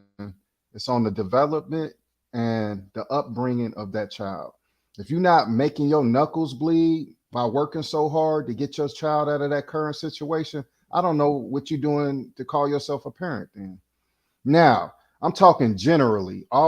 There's always going to be those nuances, those certain circumstances where, it is what it is. But generally, yeah, these parents got to step up. Parents got to step up. I get you. Especially in those environments. So what say you about a parent and I don't think that this particular scenario that I'm about to give you is as uncommon as we might think, right? So what about in a scenario where you have a single parent, whether male or female, whether a man or a woman, you have a single parent. They're working very hard. Right. They have multiple children and they're barely scraping by to make ends meet. So we always want to have that excuse for those type of people, but then there's also those type people who end up getting an education. They work multiple jobs. They find support. They're not just doing it on their own. If it's not a church, it's some other program. It's girls and boys. There's big brother, little sister. There's always a program available to give you support and help you out, where you can find people that's willing. They're sacrificing their time, their energy, their life to actually go out there and give support. So I don't think we live in a time of excuses anymore. If you want it, you can have it. If you want it bad enough, you can get it. Now, will it happen? I'm not saying it's always going to happen, but are you trying? Are you doing everything that you possibly can do? Are you going to have those knuckleheads that's just going to go out there and rock out how they rock out? Of course. But if the general population was moving the way that parenting was designed to move, I don't think it would be as bad as it currently is. Now, I could agree with that. So basically, you're saying like the approach that the second woman took more so than the approach that the first woman took. Yeah. So the first woman was like, "Well, what am I supposed to do?" And Exactly. she stayed in the situation. Meanwhile, And well, she knows what's up. we're in B-more, and Right. in B-more, it goes down. What's he supposed to do? He should have a Uzi or a gun or whatever the case may be. Where the second woman took the Uzi literally out of her son's hand, put it in the hand of police, and got him up out of there. But she's still scared, though. I will say that she's still scared for her life. Of course. I don't think that 70 miles is far enough. I really don't think that 70 But miles away is far enough. But what say you? it might not be the end all to the current solution of the problem, but for that current situation, she handled it the best way that she could at that moment. She parented. That's all I'm asking for, is to do something. Just don't be like, hey, it is what it is. It's just, you know what I'm saying? Hey, when you get done selling them rocks, I need a portion of that. You know what I'm saying? Let's just be honest. That's how it is in the hood. I grew up in especially Chicago. a lot of I know how times. it is. Yeah. And Angry Man speaks on this a lot. Shout out to Angry Man, where he's talking about how a lot of the times, like in the case of name, I don't know if you watched The Wire, right? Right. The mama. Yeah, the mama, Yeah. you know what I'm saying? Name is mama Yeah. was having him to try to get out there and be like Weebay. Why you ain't out there doing your thing? Your daddy was a soldier in the streets. Your daddy was this, your daddy was that in these streets. Why you not doing that? Meanwhile, his daddy was up on a life sentence or close to it. You know what I'm saying? And he didn't see himself in his son, not in that type of way. He was like, "You gonna let him go?" Right. He leaving this situation. Right. You know what I'm saying? He ain't gonna be a part of this. Right. He wanted So better that's all for I'm his son. saying. He wanted, and He in prison and ended up parenting better than his mama. that's a damn shame too. Yeah, but the mama wanted the lifestyle. The mama wanted, you know what I'm saying? She wanted the lifestyle. She wanted the prizes, the spoils of war, no matter if it would have cost her son his life or his freedom. So yeah, I agree with you on that part. But okay, so let's get to this accountability and what it looks like and how it could possibly be implemented. And in what cases should a parent be accountable, and then in what cases shouldn't a parent be accountable? You can't have accountability for your child when they do right. When they graduate in high school, you want to be at the graduations, but then when they do wrong, you don't want no accountability. That we can't have that type of society. Just can't have it. You got to admit that, okay, if you didn't do everything that you needed to do as a parent, I'm talking about everything. If you didn't mark off every box that came, it was like, okay, I did this, I did that, I did this.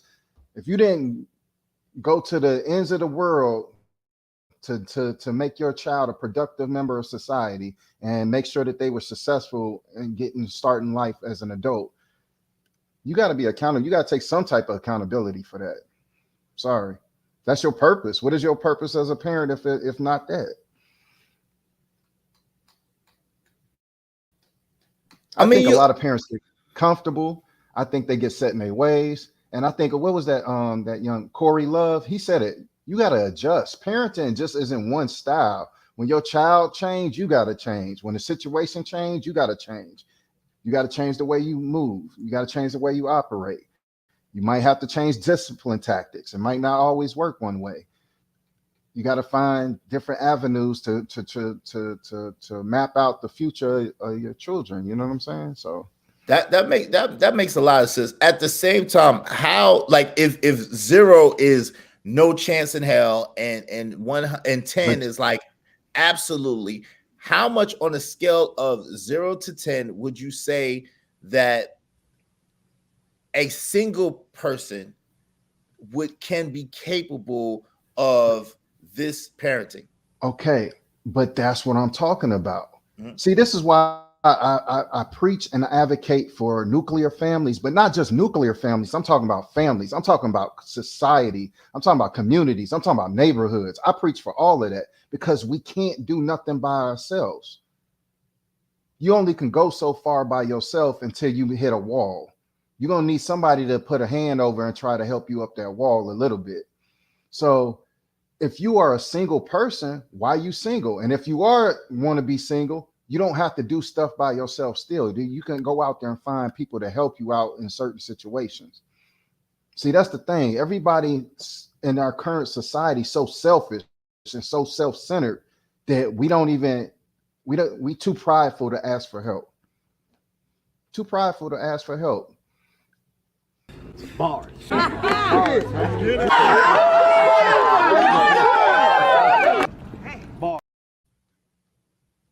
So while I agree with the first part wholeheartedly and adamantly, right? The second part is a little shaky. Let me say why, right? As a man, and again, I only can speak for my experience and what I've been through and what, you know what I'm saying, the people like me, right? What's up? What's going on? Say, like, how you doing? As a man, right? What's up? So as a man, right? What I notice is, especially if you're looking for other men, right, to help you, 9 times out of 10, they are not going to help you, number one. But number two, if they help you, you're going to find yourself in a J Prince, shout out for J Prince for president situation, where they're going to try to mock you. And I'm not trying to be funny, where they're going to try to mock you or try to clown you or try to make it seem like you're extra deficient, and they're going to clown you for having to help you. Now, what say you on that matter right there? Okay. But as a man, do you give up? No, you can never give up. Okay, so you don't give up. So you still continue to look for networking avenues to go down so you can be successful, right?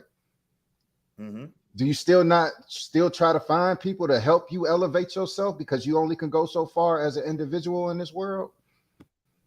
Okay, then. So what are we talking about then? Right. I mean, B-Magic, listen, you preach it. Listen, I agree wholeheartedly. In the past 3 years, I lost $15,000 over trying to work with people, but I still ain't gave up. Wow. Well, I lost a whole lot more than that, but I get you. Yeah, But listen, you understand what I'm saying? No doubt. Wait, hold on, real quick. Say, like, hold on, real quick. Yo, I agree with you wholeheartedly. I'm on the same exact page as you. I realize that life is a team sport, right? We have to work together in order to accomplish. Together, each accomplish more. There's no I in team. You know what I'm saying? We gotta work together. I'm wholeheartedly on board with that. At the same time, what I understand and what I see is that a lot of people, especially Black men, be extra selfish. It's all about them. It's all about their situation. They don't want to give. They look at you as competition. They don't want to look out. A lot of times, and it's very, very challenging. But I want to say this. So Gina 789 said you could want help but can't get it sometimes. Actually, you ask for help and don't receive it. Because you ask for help, it doesn't mean you're going to get it. Oh, B-Magic, when you can't come back, man, I wanted you to speak on it. Go ahead, say like. Oh, you muted, say like. Oh shit, what's going on, man? How you doing, dog? I'm good, and you? How you doing? Okay, B-Magic. I'm doing good. Yeah, I was coming up here just for a quick second. Because I heard B Magic say if you want help, ask for it. Hey, B Magic, I need 100. You got me? Hey, I got you. My man. No, I'm serious. That's the type of person I am. Because I'm an energy type person. If I put out a certain type of energy, then I expect to get it back. So if I'm saying that I need help, then I got to be willing to help people. So I need 100 because I've been lacking on my Israel Meals funds that I usually support with. So if you can send it to me, I'll send it to him, or you can send it to him, I'll send it back to you. I appreciate it. Thank you, man. Thank you. I need it for real. Thank you. I'm not a fool, right? Though, you know what I'm saying? You still gotta vet the situation. You still gotta analyze situations. You gotta play the chessboard. But you got to. I think it was a clip with Charles Barkley and Bernie Mac, and they was talking about how it is that you got to be careful how people come to you for help, though. Right. Because you got some people who will come to you, man. It's been hard, bro. Hey, hell no. What you want? Nope. Nope. I ain't got nothing for you. You know what I'm saying? Right. Or if somebody legitimately come up to you, hey, bro, listen, my lawnmower just broke down. I'm trying to go cut some grass, make some money. Can I borrow like 75? Oh, yeah. When I get done, I'll pay you back. All right, cool, no problem. You know what I'm saying? Everybody, don't get me wrong. Everybody does need help, but the type of help that they need, sometimes I ain't got. I don't have the charitable help to where I can just give you. And then when you come up, you can't get me back when I need it. No, we ain't there no more. No, if I'm helping you, I know it's wrong. They say bless those from the heart. Yeah, I do bless people from the heart, but you're also not about to come out to me and break my bank thinking that I'm just about to just give you the world and you about to just give me a rock. No, it don't work like that. Yeah, unless you got that type of rock. But this is the thing though, and I agree. I'm a lot more with B Magic on this because when you give, it's gonna come back to you, and especially in your times of need. But now, what I would say is this, right? It's crazy because people look at you, right? So someone said about me the other day, it was like, "Oh, well, Israel be begging for cash apps. Israel be begging for cash apps," and he always make it seem like he got it and he don't need no help. And we remember who you was, and you. And then you can't find no clip nowhere on YouTube or anywhere else where I ever said, I didn't need anybody or I didn't need any help. That's the most ridiculous thing ever. And then, if you got 100,000, then why you, they'll say out of their breath one moment, well, if you have 100,000, you broke. But then at the next breath, they say, well, if you got money, why are you asking for money? And it's interesting because like you're alluding to B Magic and like you're saying, when you're up here, and you're trying to do for the people, you're trying to give information to people who may not have this information. You're trying to give people access to knowledge that they may not have on their own and they may not have access to. And you're trying to entertain people, but plus educate people and plus network and cast a wide net. They act like, you're supposed to do it for free. Like while you're not trying to force nobody to contribute or you're not trying to make nobody contribute, it's like, this is actually working. This is actually some work. This is actually doing something that is work, right? It takes time, it takes energy, it takes preparation, it takes talent, it takes a whole bunch of stuff. But people will diminish you and say, oh, no. And it's crazy because I said, listen, and then this is the same conversation where they say, oh, well, stocks and crypto and stuff is down.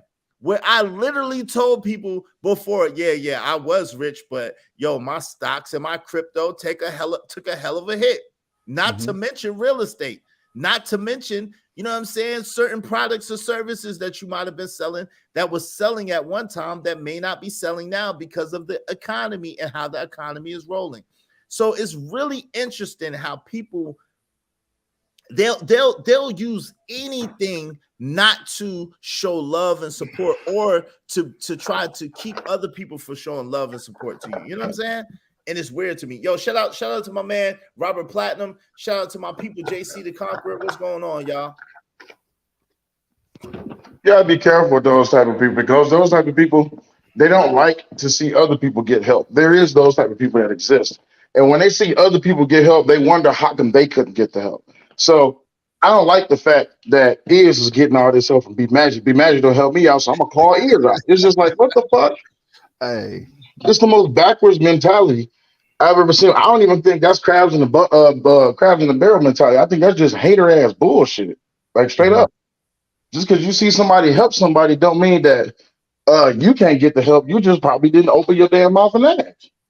And then it's also the mentality that everybody can't help everybody. So why you got that type of mentality? Like, just because I help one person, I got to help you, and then the next person gonna be like, well, you help them two people, why don't you help me? And then it's not It is. I'll sustainable. be Like right that. back on. I'll be right back. I know that it's not sustainable like it's that. not I agree with you. sustainable, you know. Right. It has to be, and that's what I think Cellulite was getting at. It has to be a give and take, and it has to be a flowing situation where something is coming in as well as something is going out. It's got to be some kind of person balance. should be willing to help who they want to help. No doubt. And just leave it at that. You know what I'm saying? No doubt. No, that's real too. That's real too. Like, you find your helpers. Israel found his helpers, and then Anton found his helpers. Angry Man found his helpers. Stop whining about finding helpers and be of value that people would want to help you. Damn. Some people got channels and platforms, and they ain't got no value. I'm gonna be honest. They just a lot of talk, a lot of dysfunction, a lot of just toxicity, and it's just no real value there. So I don't put my money where there's no value. That's a fact, man. That boy is good. Yo, that's a fact, brother. That is a fact. That's a fact. And it's crazy. And we was talking about this before. It seems like when you are trying to talk about things that can help people, when you are trying to be positive focused, it seems like you are the person that gets shunned the most and alienated, and people don't really want that information. But when you are a person that give stupid, you just talking, you're just saying stupid stuff, you're just saying stuff that's like crazy and outlandish and salacious, and you're just wilding out, it seems like those are the people that garner the most support. And it's ridiculous. It doesn't make any sense to me. I'll be honest with you. I mean, it shouldn't make sense. To me, it makes sense because it's a reflection of what I see when I'm in the hood. I just see a lot of toxicity. I see a lot of drama. It's the energy. That's the energy that's in the hood. So a lot of people, they get on these platforms and they just want to keep with the same energy. To have an intellectual conversation is just hard to find on the internet nowadays. Because like you said, you can start with some drama, some BS, some bullshit, and it'd be 300 people. Soon as you start talking about IT, STEM fields, or stocks or something 30, like that, 40 budgeting, you get like 30 people. It's crazy. That's a fact. That's a fact. You're right about that. That's a fact. Hey, JC, the Congress said he talked about Anton. No. I don't know what B Magic think, but I think Anton adds value. You know what I'm saying? I think that you can learn a lot of things from Anton. I mean, some of it he is basic and you might already know it, but then some of it you might not know. So I think I'm not talking about Anton. I'm not talking about Anton. I don't think B Magic was either. I don't think so. Yeah. I don't think we're not talking about Anton. Hey, yo, shout out to my man Robert Platinum. Robert Platinum said, I was homeless for 3 years and asked for $1 the whole time I was homeless. Wow, that's crazy. I was homeless too before, but a lady gave me the $1. I used the $1 to catch the bus to a job interview and got the job. Hey, salute to you, Robert Platinum. To you. Shout out to you. He said, my personal rule is not ask for help unless I already have a plan to pay back. Yeah, but listen, man, it's crazy. Yo, so I was having a conversation with some people, right? And I don't know if you heard it, but it was back. We was on the Toxic Avengers channel. We was on my show, the Double Standard Show. And then the brothers were saying, we started talking about equipment. And I was like, yeah, bro, I came in the game and I used the equipment that I had, because they was talking about, they was like, well, yo, you should just ask. And I was like, bro, nah. Like, I can't imagine asking another grown man that I really don't even know like that to, do this and do that. And while those brothers did show support and show love and do show support and show love, it wasn't like they came through and was like, yo, here's this, here's that, here's this, here's that. You know what I'm saying? Because again, we all got real life things going on, and we all got our own families and our own situations to do, right? Right. And it's like, So my philosophy, honestly, is the best help is at the end of my own wrist. Like Chris Gardner says, the cavalry is not coming. So a lot of times I do my best to figure out and make a way to make things happen. And then if God should put it on somebody's heart to look out, then look out. Because there's been times where I needed it and I asked close friends who had it and they ain't giving it to you. They're just not giving it to you. Not the dudes. The women will. And that's okay. They're not. And that's okay too. But guess what? You still only can go so far with these. I'm not saying don't stop using these. You're gonna have to always use these. These gonna have to be used. I can't even imagine myself not ever working trying to earn a dollar. But you only could still go so far before you're gonna need somebody to help you get to another level. That's just the way society and civilization has always been. I mean, you speaking facts, bro. You speaking facts. It's just be magic. I'll be honest with you. Even you if the people, you preaching the gospel. Even the people who don't want to admit it, they'll be like, I did it all by myself. If you was to actually analyze their situation, it was somebody or a couple people there that got them to where they at. No doubt about it. Be magic. That is a fact. That's a fact. But at the same time, it's like again, people like, yo, man, it's wild, man. Like I told you, I have friends who are close to millionaires and millionaires. But now, in all fairness, what I would say is that even with them, like their expenses be crazy. Like, you know what I'm saying? Like my friends that own businesses, they'll have like 4 or 5 offices. They have expenses there. They got their own personal expenses. They got people depending on them. So it's like, yo, if you be like, yo, bro, I need such and such, I get it to you then. It's like, bro, I want to, but bro, like I got too much going on or whatever. It's crazy, man. I'll be honest with you, because I had to ask people, you know what I'm saying? And 9 times out of 10, you ain't gonna get it. Which you ain't gonna get it. To me, it's understandable. I understand it, but you still can't never give up, because it might be that one person, and all you need is one person usually to get to the next level. Just one person. And when I say help, it's not always monetary. You know what I'm saying? It could be knowledge, it could be wisdom, it could be advice, it can be any type of helping hand.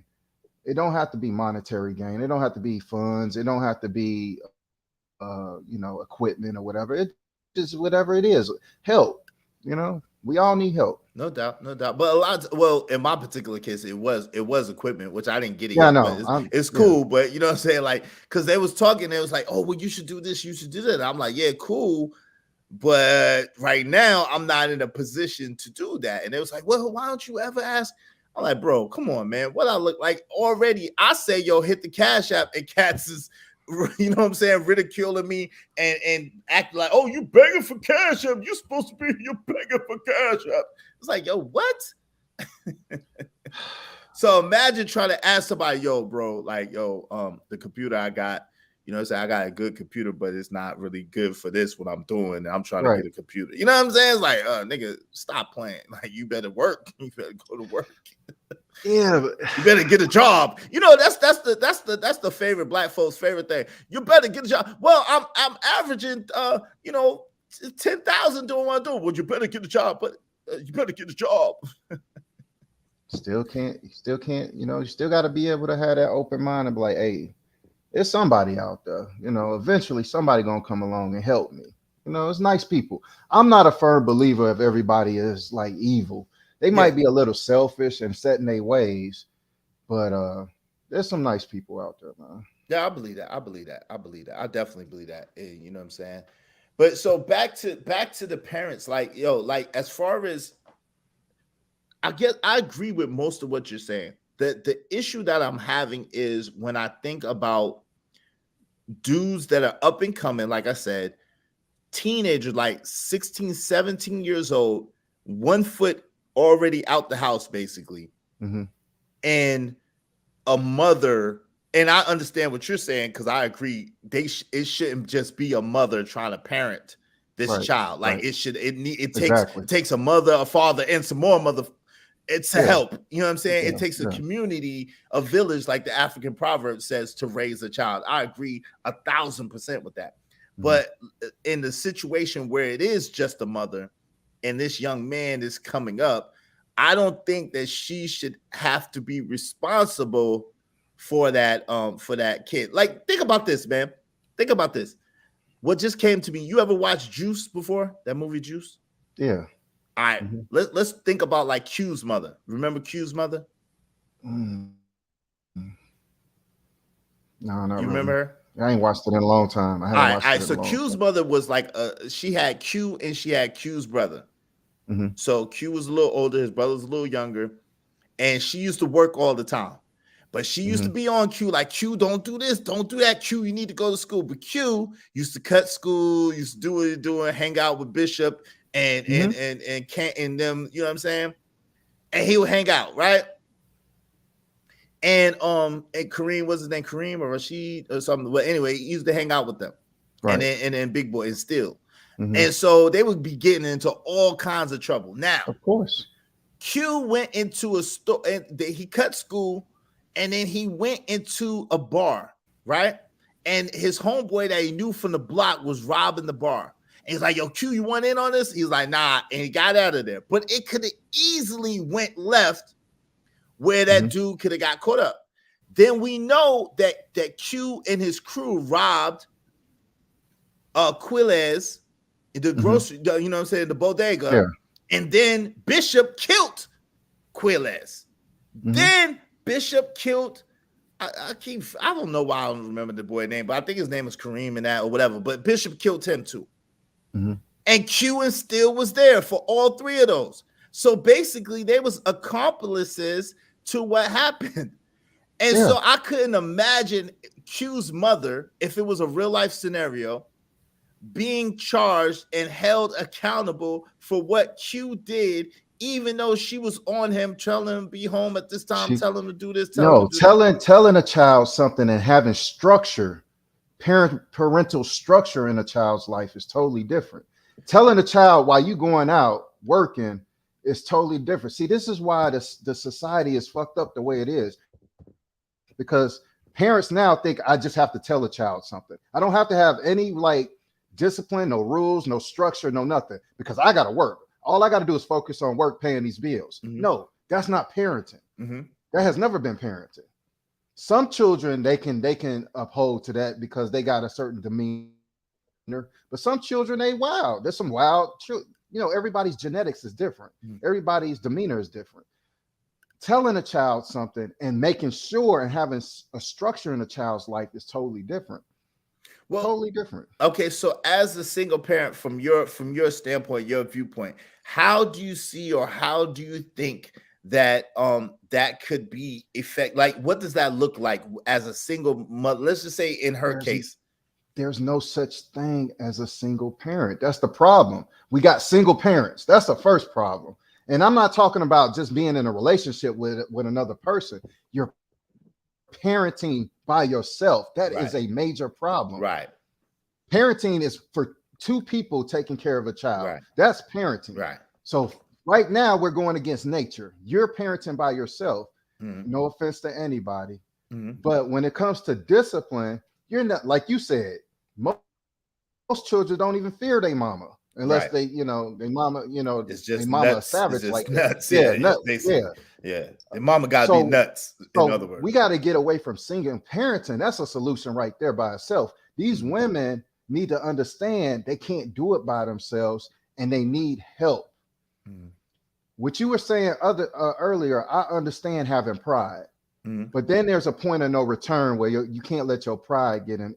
You know what I'm saying? Get involved. You got to be like, hey, I don't want to ask for help. I want to do it on my own. But then you got to analyze the risk. Okay, if I try to do it on my own and it doesn't work, am I willing to bury my child? Am I willing to go to visit my child in prison? Or am I willing not to go visit my child in prison because I can't see my child in prison? I don't want to see that. Right.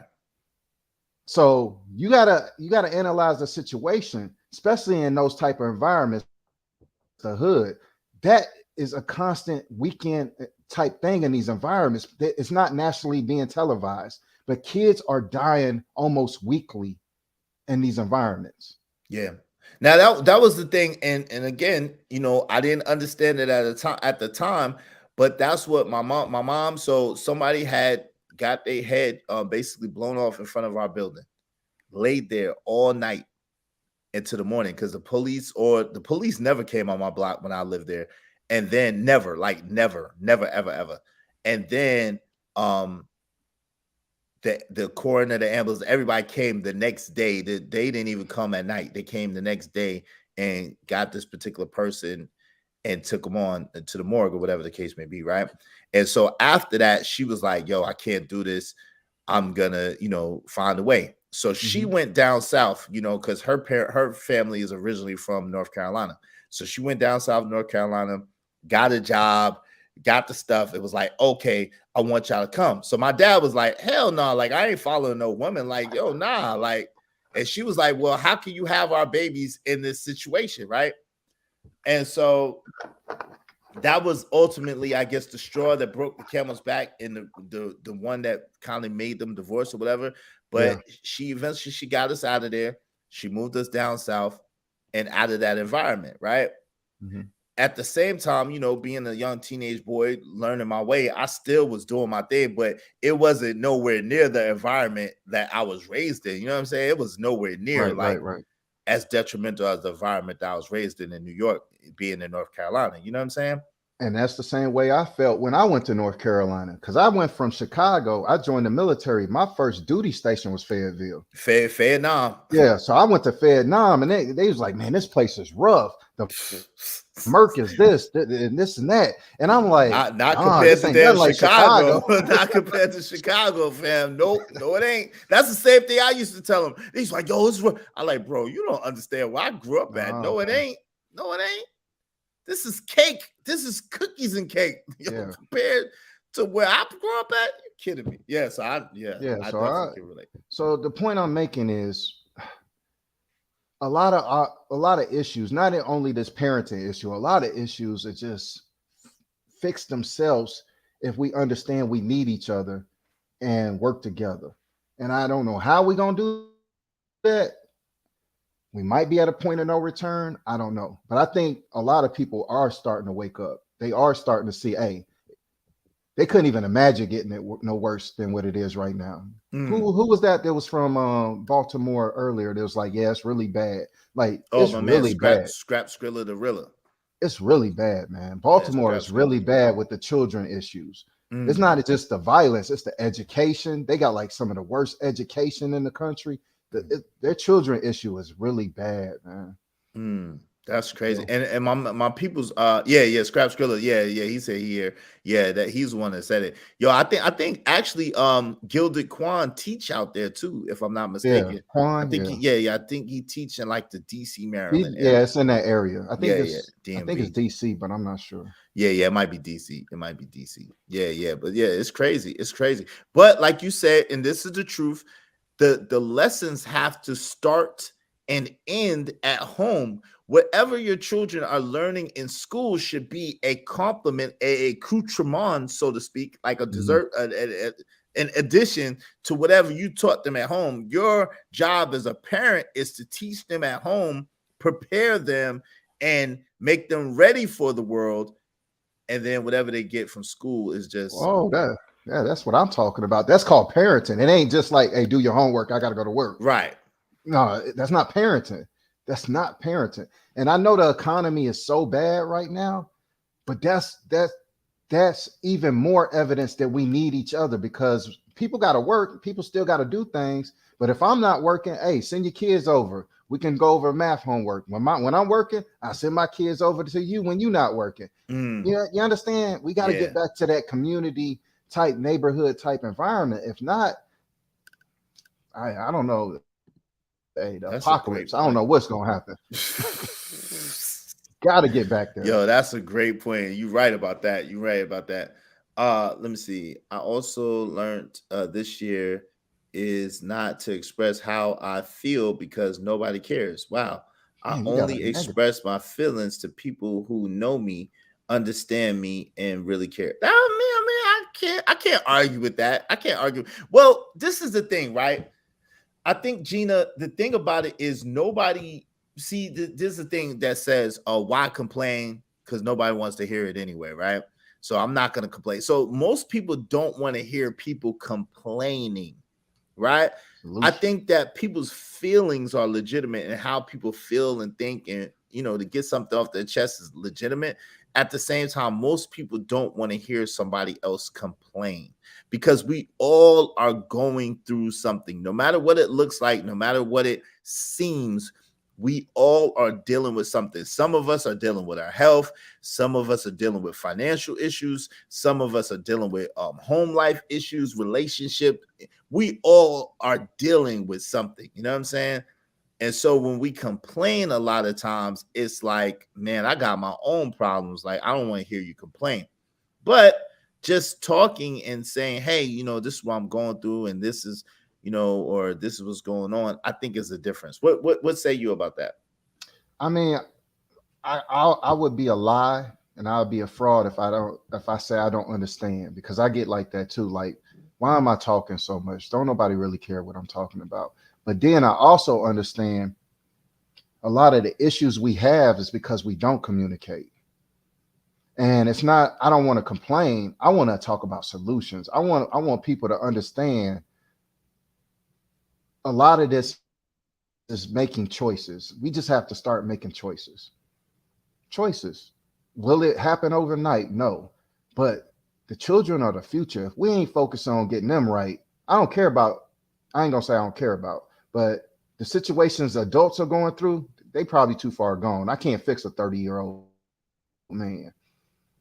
But them children, them 5-year-olds, them 6-year-olds, all the way up to like 9, they still got a chance to have a better life in this world. Mm-hmm.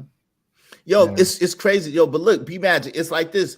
So my son is in the other room right now, right? Mm-hmm. And it's because I told his mother, I was like, look, I don't want him going to summer camp this year, because them kids, when he was in the after school program this year, they were saying all kinds of stuff. I had to have certain talks with my son that I wasn't ready to have with him yet. He's only 9 years old. I didn't think I should have to have with him yet. You know what I'm saying? But because he was being exposed to them children and they was talking about certain things, it made me have to have conversations sooner. So I was like, yo, rather than my child be in a compromising position or a compromising situation, I'll sacrifice and I'll have him for the summer. You know what I'm saying? And then I'll teach him this and teach him that and work with him and do stuff like that. And but it's a challenge. I'll be honest, it's a challenge, because it's like, I need to work, obviously, right? Right. But because I got my own bills and everything like that don't stop, bills don't stop for nobody. But at the same time, I care and love my son enough where I don't want him exposed to things that are going to be detrimental to his development or detrimental to him as a person. So it's like a fine line between, how do you manage giving your child the time and attention they need, and plus having the resources to be able to provide and make sure that they're living a decent lifestyle, make sure everything is taken care of. So, excuse me, it's one of those fine line situations. And then because his mother and I are not necessarily together, his mother has to go to work because she has her own house and her own situation. You see what I'm saying? And so it's like, it's a challenge, bro. It's a challenge, man. It's a challenge. It's a challenge. And you know what the challenge? You know why it's a challenge? Because we don't do stuff this is right from the beginning. Because we don't do stuff right from the beginning. We're not. It's not just us. It's current Western society mostly. We so far removed from being natural in a natural state of living that it's complicated. It's very complicated to even just be natural nowadays. We so like plugged into the matrix. It seemed like that we don't even know how it is to just relax and just breathe and just experience life for what it truly is. How many people out there spend 80% of their time just working? Most people. If you, I promise you, if you was to poll the average person, be like, when's the last time you just sat down and just experienced a sunrise, or experienced a sunrise and a sunset in the same day? You know what I'm saying? Just experience like natural state of things.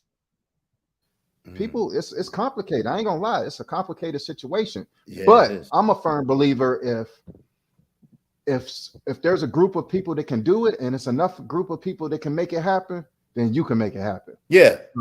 It's no excuse. And see, Yeah. I'm like you, man. I don't make excuses. I really don't. Because my dad taught me, one of the things that he always taught me, besides you have 2 ears and 1 mouth, was yo, you can have results or you can make excuses, but you can't do both. Can't do both. And excuses are the tools of incompetence that lead to mountains of nothingness.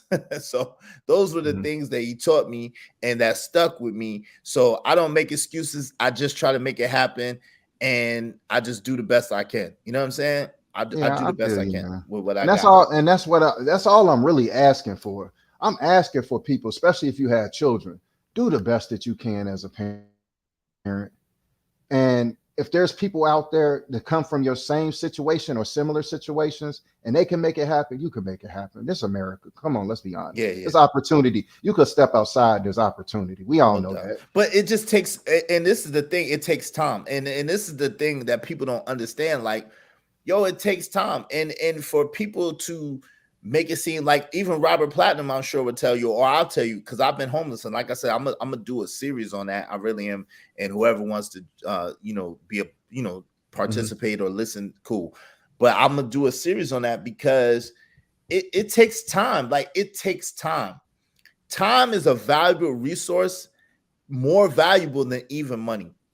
And a lot of people don't understand that in order to get from one position or one station in life to another station in life, 9 times out of 10 is not going to happen overnight. It's little incremental changes, little incremental things that you do, little successes that you have along the way that brings you to another position in life.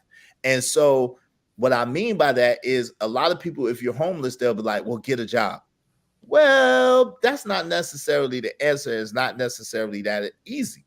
So yes, ultimately you want to get a job. At the same time, the first thing you have to do, which is kind of a chicken and an egg situation, a rock and a hard place situation, is you have to secure some place to lay your head, or someplace clean and safe, so that you can be able to operate. That's the first thing that you need.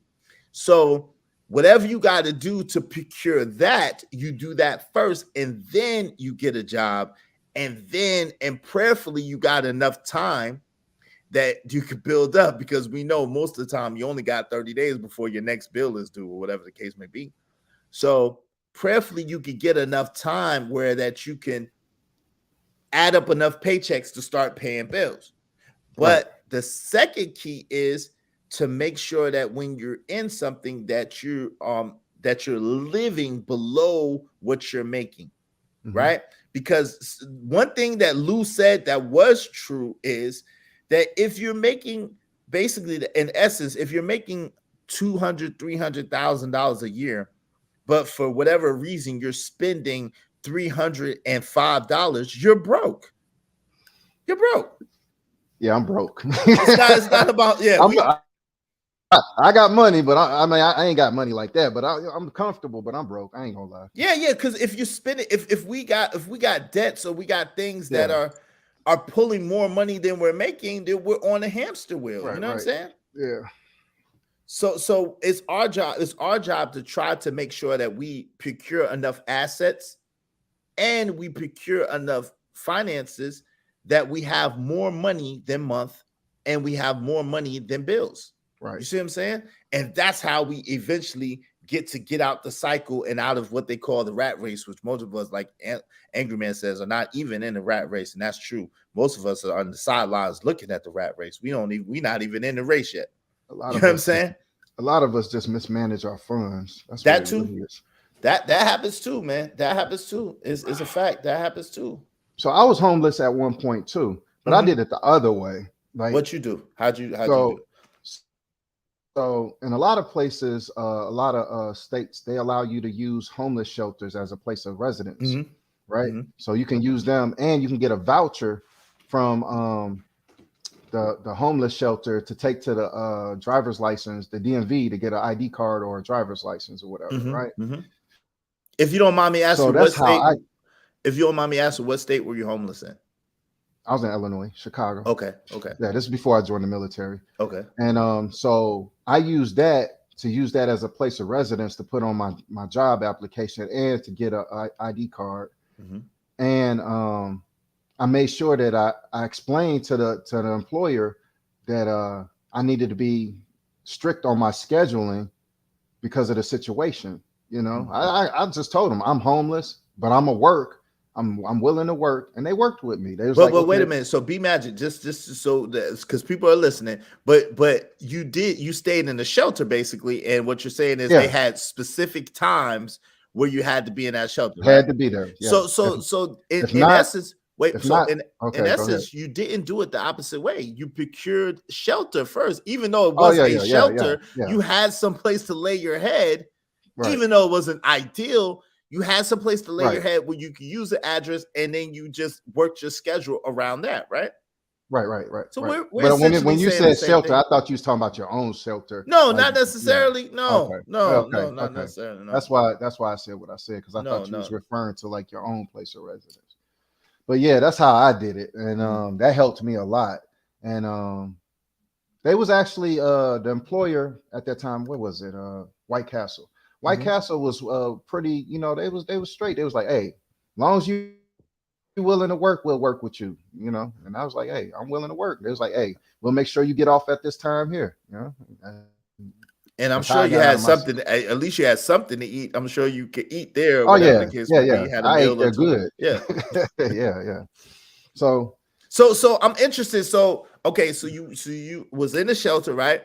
And yeah, so you had this job and you worked. How did you go to the next step? What was the next step, and how did you get there? If you don't mind me asking. my next step was life making me make another choice. Okay. So I kept getting locked up, but not like, not like locked up for like a long time. Mhm. But I got locked up. The longest I was locked up was 30 days. I did like 30 days in Cook County. Mhm. And then when I got out, my grandmother was like, hey, you're going to have to figure something else out, or else you're going to end up incarcerated, or you're going to end up dead. Mhm. How old were you around this time? 20. Mhm. Yeah. So my aunt, she was in the military. So she called me and was like, hey, you should join the military. And then she started telling me all the like benefits of like being in the military. She was like, pretty much everything you're worrying about now, you won't have to worry about if you join the military. Like having a roof over your head, having money constantly in your pocket, 30 days paid vacation, so on and so forth, right? And then I was like, yeah, you know what? I'm tired of like worrying about the stuff that I'm working, because the thing, I was doing what I was doing because I was worried about my basic necessities. You know what I'm saying? So, and I didn't want to go back to, I'm gonna tell you now, jail and prison is not for me. It's not for nobody, for real. It ain't for me neither. And I know the same way you know. It ain't for me either. I know the same way you know. Go ahead, family. So I did that, and I just joined the military. And that was my next step. I made a choice. I made a decision. I made a choice. And that's why I tell people, a lot of like evolving as a person is analyzing your current situation, understanding where life's trying to take you, and making a choice and a decision off of it. It's like playing chess almost. So that's what I did. That's good stuff. Yo, so I want to point out, and I hope that this is no offense at all. At the same time, I like to tell stories and learning lessons, right? So you had your grandmother at the time, and you had your aunt at the time, right?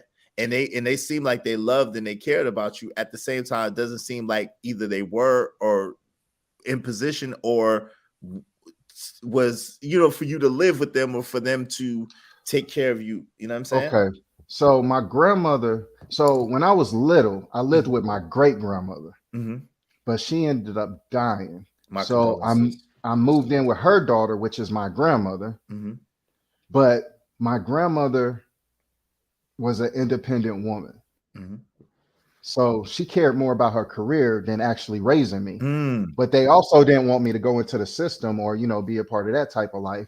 So I thank them for that they didn't push me that direction. But I pretty much was like, On your own. On my own. Yes, and that's the point. But Listen. Go ahead. But I want to say that's the point. Most of us. I still had the fear of my father. Yes. He But wasn't listen. in my life, but he was around. I know, but listen, most of us, that's the story. Listen, I got a similar story, except I didn't have my grandmother passed when I was in my 20s. God rest her soul. God rest your great grandma's soul.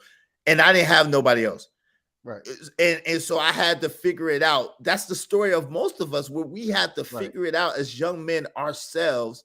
My father was around, but I didn't go live with him or go back because I would have had to go back to New York, and I didn't want to do that under no circumstances. And so I asked to live with my father. He just straight up told me no. Oh, wow, really? Yeah. He told me no. But it's strange because later my half sister, because he ended up getting with another woman that's not my mother, they had a baby, and then the baby lived with him. So I was like, what the, I didn't care though. By that time, I was already almost a teenager. So, so yeah, that's just the way it went. Like I was mostly like by myself, but they did install in me like what to do and not to do. I'm not gonna sit up here and be ignorant to the fact that I didn't know right from wrong. I hate when people say that you don't know right from wrong, like because you do. Because you do. Just you do know right from wrong. Initially, just being on this earth, certain things are right and certain things wrong. I know if I was to walk up on somebody for no apparent reason and just shoot them in the back of the head, I know that's wrong. You know what I'm saying? Facts. So I just built off of that. I knew that I lived in an environment where I had to move and I had to operate a certain way that really wasn't me. I was more of a geek and a nerd, if anything. I like Rubik's Cubes. I like science fiction movies. You know what I'm saying? But being from where I grew up, you couldn't act like that. You couldn't be like, you know what I'm saying? Right. What's going on, Gore? What's going on, Pot 925? I had to move and operate a certain type of way. And it just really wasn't me. I did what I had to do. If I was hungry, I made certain moves. Back in Chicago, back in the day, we used to take the manhole covers and take them to the metal man. Yo, the manhole covers? Yeah. Wow. They had to start putting locks on manhole covers because you can get like $500 for a manhole cover. Oh shoot, yes. They was valid. Yo, wow, that's crazy. Yo, shout out to Travel One too. Same thing they doing now with like catalytic converters and all this other stuff, right? Yeah. So wow, manhole covers. That's crazy. I don't know if I ever heard that before. That is crazy. Right? Which is kind of dangerous if you're driving on the street. You don't notice that there's a hole in the ground. Yeah. But anyway. Yeah. So it is what it is. So I ended up getting, like I said, I did those 30 days in county. I got off of that. I got charged, but I wasn't convicted. So when I joined the military, I had to do a 3-hour interview with a colonel just to get a waiver to join the military back then because of my record. Wow. Because I had a violent just Pat. Yeah, it is. There's a bunch of strange. Hey, listen, Yeah. bro. Listen. It ain't for. Listen. I could relate more than you know. Like, and we all we have similar stories, man. Similar stories, fam. And I grew up in New York, but then went to North Carolina and spent my teenage years in North Carolina. But we also, because I said this on multiple panels, we more alike than we are different, especially as a people. We also could have similar successes. If I'm successful, you successful, and we both came from the mud, we both got it from the grind. Yeah. You know what I'm saying? Yeah. I just got to get these people to start thinking about their choices and their decisions. That's all I see. Yeah. Choices and decisions. How you want this thing? It's definitely. Hey, so Travel One, the thing is, but the thing is, black men, the thing about it is, Travel One, black men are automatically held accountable by society. And anybody that says anything different is not telling the truth. Black men, we don't have no choice but to be accountable or responsible for our actions 9 times out of 10. I don't know. I can't think of a black man. I know a lot of them that I know that have not been forced to be accountable or to be responsible for their actions. I'm just saying. Do you know any? I mean, I'm gonna be honest. Yeah, I'm listening. It's not how I've experienced life outside of the hood. It's not just black men. It's anybody who in a lower class situation. Okay. That's how I see it, because I grew up in, like you say, Fayetteville. Fayetteville is just not all black. There's some Caucasian people that live there, but they just as poor as the black people, and they still got issues with the police, and they still got issues with like on welfare and everything else, and you know they still held accountable. So, but I understand what you're saying. I do understand what you're saying. Yeah. I think just men, society doesn't like, and it's the whole trope that I was talking about before when they was like, yo, why don't you ask for help? Well, a lot of men don't ask for help because they realize that a lot of times it don't seem like they're gonna get no damn help. So they're just like, yo, rather than expose myself, yo, and you might have heard the story I told before. So in case you didn't, here it is. So I grew up and I was in hey brother, what's going on, man? How you doing, brother? Can you back your camera up a little bit so I can look at your face? Okay, cool, you good. What's going on, brother? How you doing, man? Oh, I'm good. Hey, I like what the brother just said about Vietnam. You got people of different demographics. Yeah. They're poor people. That's the common thread. Yeah. You get a lot of people that's in urban environments. They just think just because somebody is white, they got it like that. I mean, it's countless people in Inglewood with an E in Chicago, not an I like New Jersey or Cali. They think just because they white, everything is G to G. It's not. But see, they don't leave that environment and see other environments with other poor people that don't look like them. So they just think, oh, they white, they got it going on. That makes sense. I mean, that's true. Yeah. That's true. That's true. That's why I encourage so many people, man, join the military, man, just do 3 years. You will see some stuff out of that doggone trailer park, wherever. And all of your doggone, you'll be enlightened on so much. You'll be like, oh, well, wait. She got how many different baby daddies?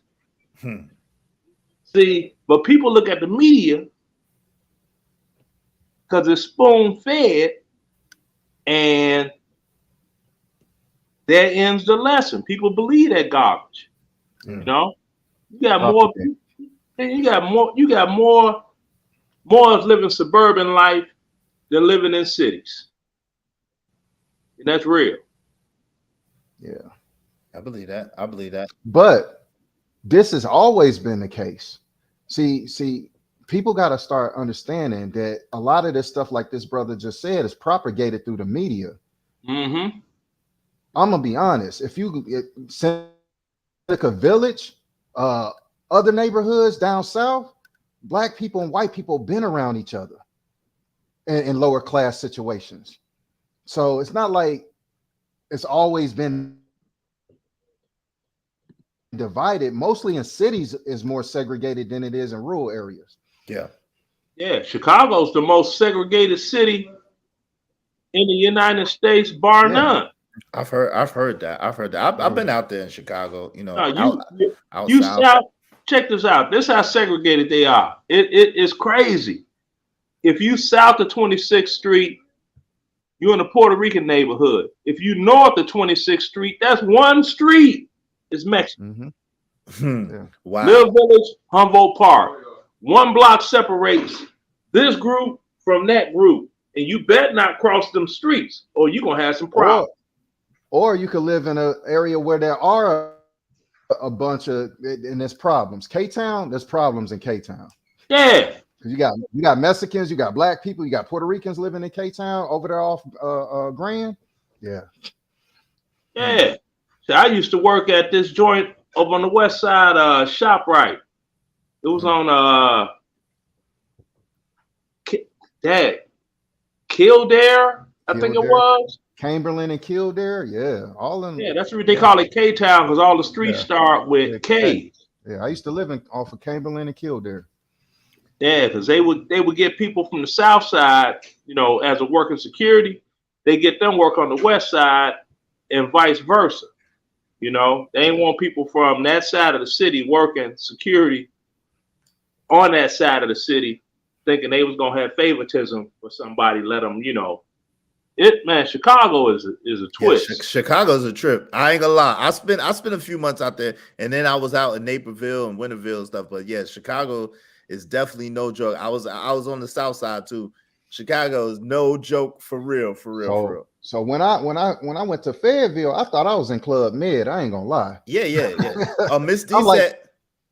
Miss D said she recalled visiting Fayetteville, North Carolina, and the people were so nice everywhere she went. Yeah, they were nicer than how Chicago was. For facts. for facts. 100. Yeah, I heard plenty of them guys that brag call it Fed Nam. Yeah, I never been to brag, Yeah. I just wasn't feeling brag. I never was feeling hood, and I definitely wasn't going to 10th Mountain. I've been to all of those. I was stationed in all of them. Was you at Lejeune too? You was in Camp Lejeune? No, that's Marines. That's Marine base. Oh, okay. That's where we used to take soldiers for the brig. Though we used to take them down to June. Oh, yeah, that's crazy. Yo, but so I was saying, so like, so when I was younger, right? Like I said, we stayed in it's a house, but it's made up of 2 apartments and a basement. So we stayed upstairs. My nana, my grandma stayed downstairs, and then the basement was empty at the time. Mm-hmm. And so we lived next to an abandoned building, right? But it's the shotgun type houses at the time. I'm sure it's different now. They remodeled, whatever the case may be, but shotgun houses. So we only had the front door and a bathroom door, and that was it. But the daggone bathroom door was off the hinges and didn't even have no hinge. That's how I grew up. Mm-hmm. So one of my homeboys at the time, y'all was younger then, wanted to come over, stay over, so he went to school and told everybody, "Hey man, y'all know they share meatballs. Like you only could get 1 meatball in their house, and they got roaches and they got this and they." So at a young age, man, I learned that you can't let people in. You know what I'm saying? You can't let people in your situation or in your circumstance or whatever, because a lot of times people use whatever you're going through or use whatever you got going on to try to degrade you or try to, talk about you or really put you out there, or the case may be. So, and I know a lot of people who've been through similar circumstances, not necessarily the same exact thing, but where it really closed them off to really trying to ask people for something or to, especially as a man, because dudes, man, your homeboys, man, why, man, why you ain't, it's like, damn fam, like, I would give it to you. Like, I ain't no bum. I work, I do, but so why you ain't manage your money? Like, it's like, man, damn, shit happens, fam. Yeah. But nobody got no sympathy for no man. And when I was younger, I had the same mindset because I came from Chicago. So it's like I had trust issues. Like I didn't trust people, not even in the military. Like I ain't even trust none of my superiors, and I didn't trust nobody. I thought I was just in this. I was like, I'm gonna do my 4 years and get out by myself. I'm gonna come in by myself. I'm leaving by myself. But then, like that gentleman, that older gentleman, Brother Leonard, you start to experience stuff outside your bubble. You start meeting different people. You know what I'm saying? Like when I was in Chicago, we didn't have no family reunions. Yeah. So when I went to North Carolina, in New York. When I went to North Carolina, they was having family reunions. I'm like, what is this? Yep. Like y'all trust each other enough to be around somebody? Ain't nobody gonna get murked? Like what the we didn't have no family reunions in New York neither. You're right. Because we always thought it was gonna be an issue. It's like, no, we can't bring this cousin around this uncle. You know what I'm saying? We can, you know how it is. Mm-hmm. But when I went outside my bubble of Chicago and I went to different cultures and different environments, I started learning about different things. And I matured. I just matured as a man. So yeah, I think I hate to say it, man. It's just a lot of immaturity in the hood. Yeah, men, they think they men, but I keep telling them, you ain't experienced shit. Yeah, big males. You ain't experienced shit. You ain't experienced the world. You experienced your small little ass bubble, and you think you got some wisdom out there, small little ass bubble that can be easily popped by the world. Go out here in the real world and start experience other things and other cultures and be around other people and other situations, and then come back to somebody talking about you know something. You don't know nothing because you ain't experienced nothing. But if you notice, whenever you get cats, they be in the neighborhood for them that went, figure, you know, they went to the military because they thought it was gonna be an easy lick. Then they got chaptered out. Them the ones on the block, bad mouthing everything to do with the military, and all of them tell the same lie. Man, I punched out my company commander. It's like, man, don't lie, man, lie. Okay? No, for real though. Yeah, for real. Well, why you ain't in Leavenworth then? Well, see, no, man, I'm like, don't piss on my leg and tell me it's raining. I know what time it is. You know, You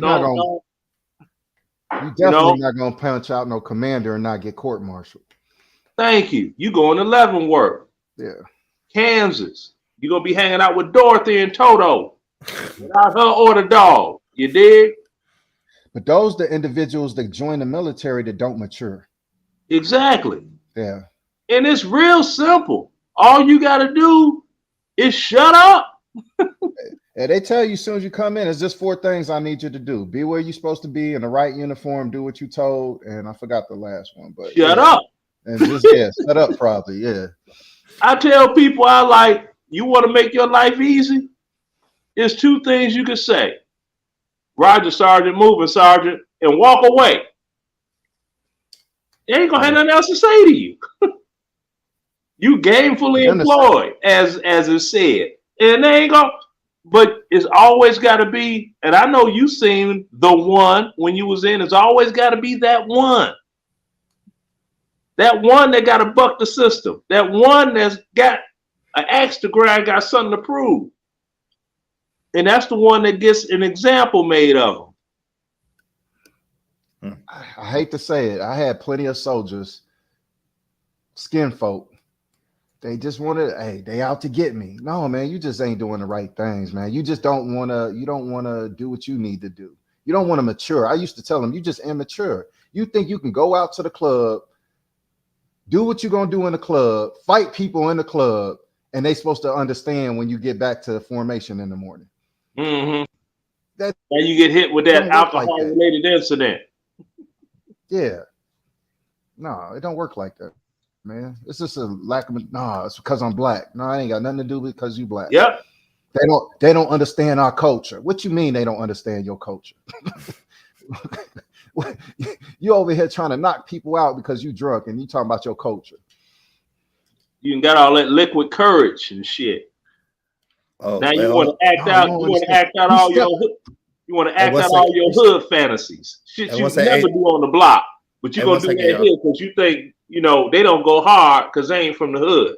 Give me 1 second. Hey, yo, Daryl, shout out to you, Daryl Long, to Jay Wood. Scrap Skrilla said, I call it the 4-block radius. Ain't no doubt. Hey, Daryl, I'm about to close it down, though. I got to go and hang out with my son. You know what I'm saying? You do that, man. Yeah. I'm about to close it down. So yeah, maybe later on or tomorrow, you know what I'm saying? You definitely always welcome, Daryl, but I'm about to close it down soon. Yo, with that said, did y'all want to say any last words? Yeah, man. I appreciate y'all support this brother, man. Support this brother. Hit them cash apps for this brother, man. I don't want to be the one that always got to open up the panel, drop 100, 150 here or there. Come on, man. If we supporting the brother, support the brother. He only asking for $10, man. Yeah, no doubt. Yeah, show some love to the catch. And I will tell you for facts, B Magic always show love and support. And I appreciate you, my brother. You do be showing mad love and support to get the channel, open up, to show love to the channel. And I really, really appreciate it, man. Definitely, absolutely appreciate it. All I'm gonna need is for you to just keep having these real conversations. I don't want that drama, that toxic shit. Fuck all that shit. Let's have some real conversations about solutions, get people thinking, get people motivated, have people understand the end necessarily ain't the end for you. You know what I'm saying? You could do better. Let's do the damn thing. No doubt. I got you. I'll do my best, brother. I will do my best. I will do my best not to fire back. Hey, You know, it's hard. Stay on that list. I still got. I screenshotted all them the list. I still got the list now. I got you. All right. All right, man. Peace. Hey, All right, you want to say brother. anything? How you pronounce your name, brother? Oh, Leonard. Leonard. Yeah, Leonard. You wanted to say anything else on that, fam? Yeah, all I could tell the younger people, you know, me being an old man, not older, I'm old. Okay. On the real. Make the choice. That's it. Because if you don't make the choice, you know what's gonna happen? The choice gonna make you. Yep. The choice gonna make you. That's the reason you got so many people at the crib.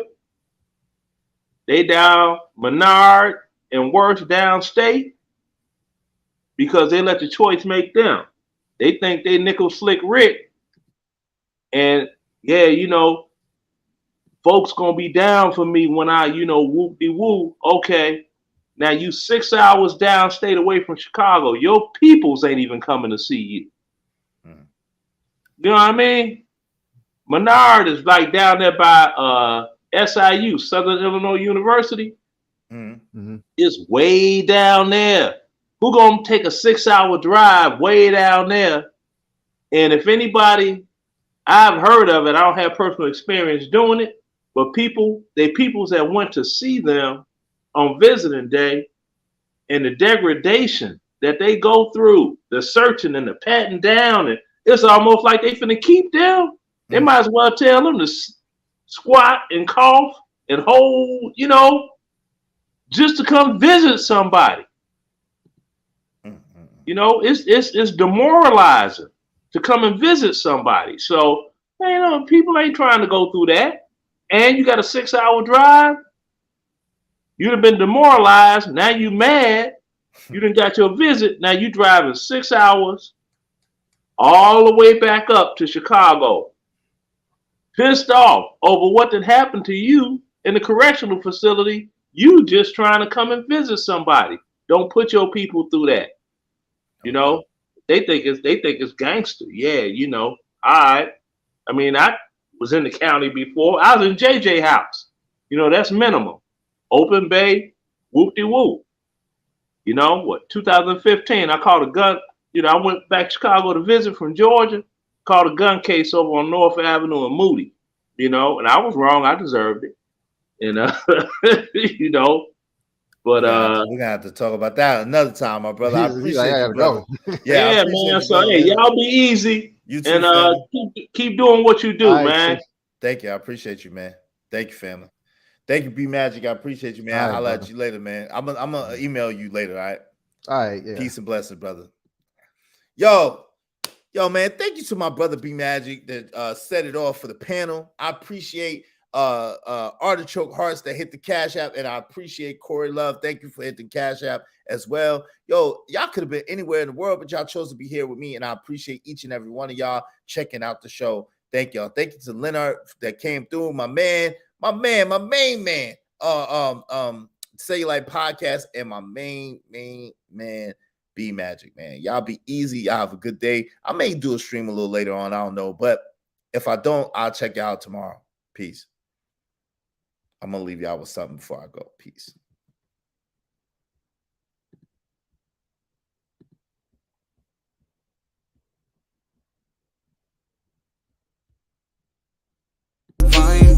No matter what the situation, I'm just trying to climb. Got to do a nigga face.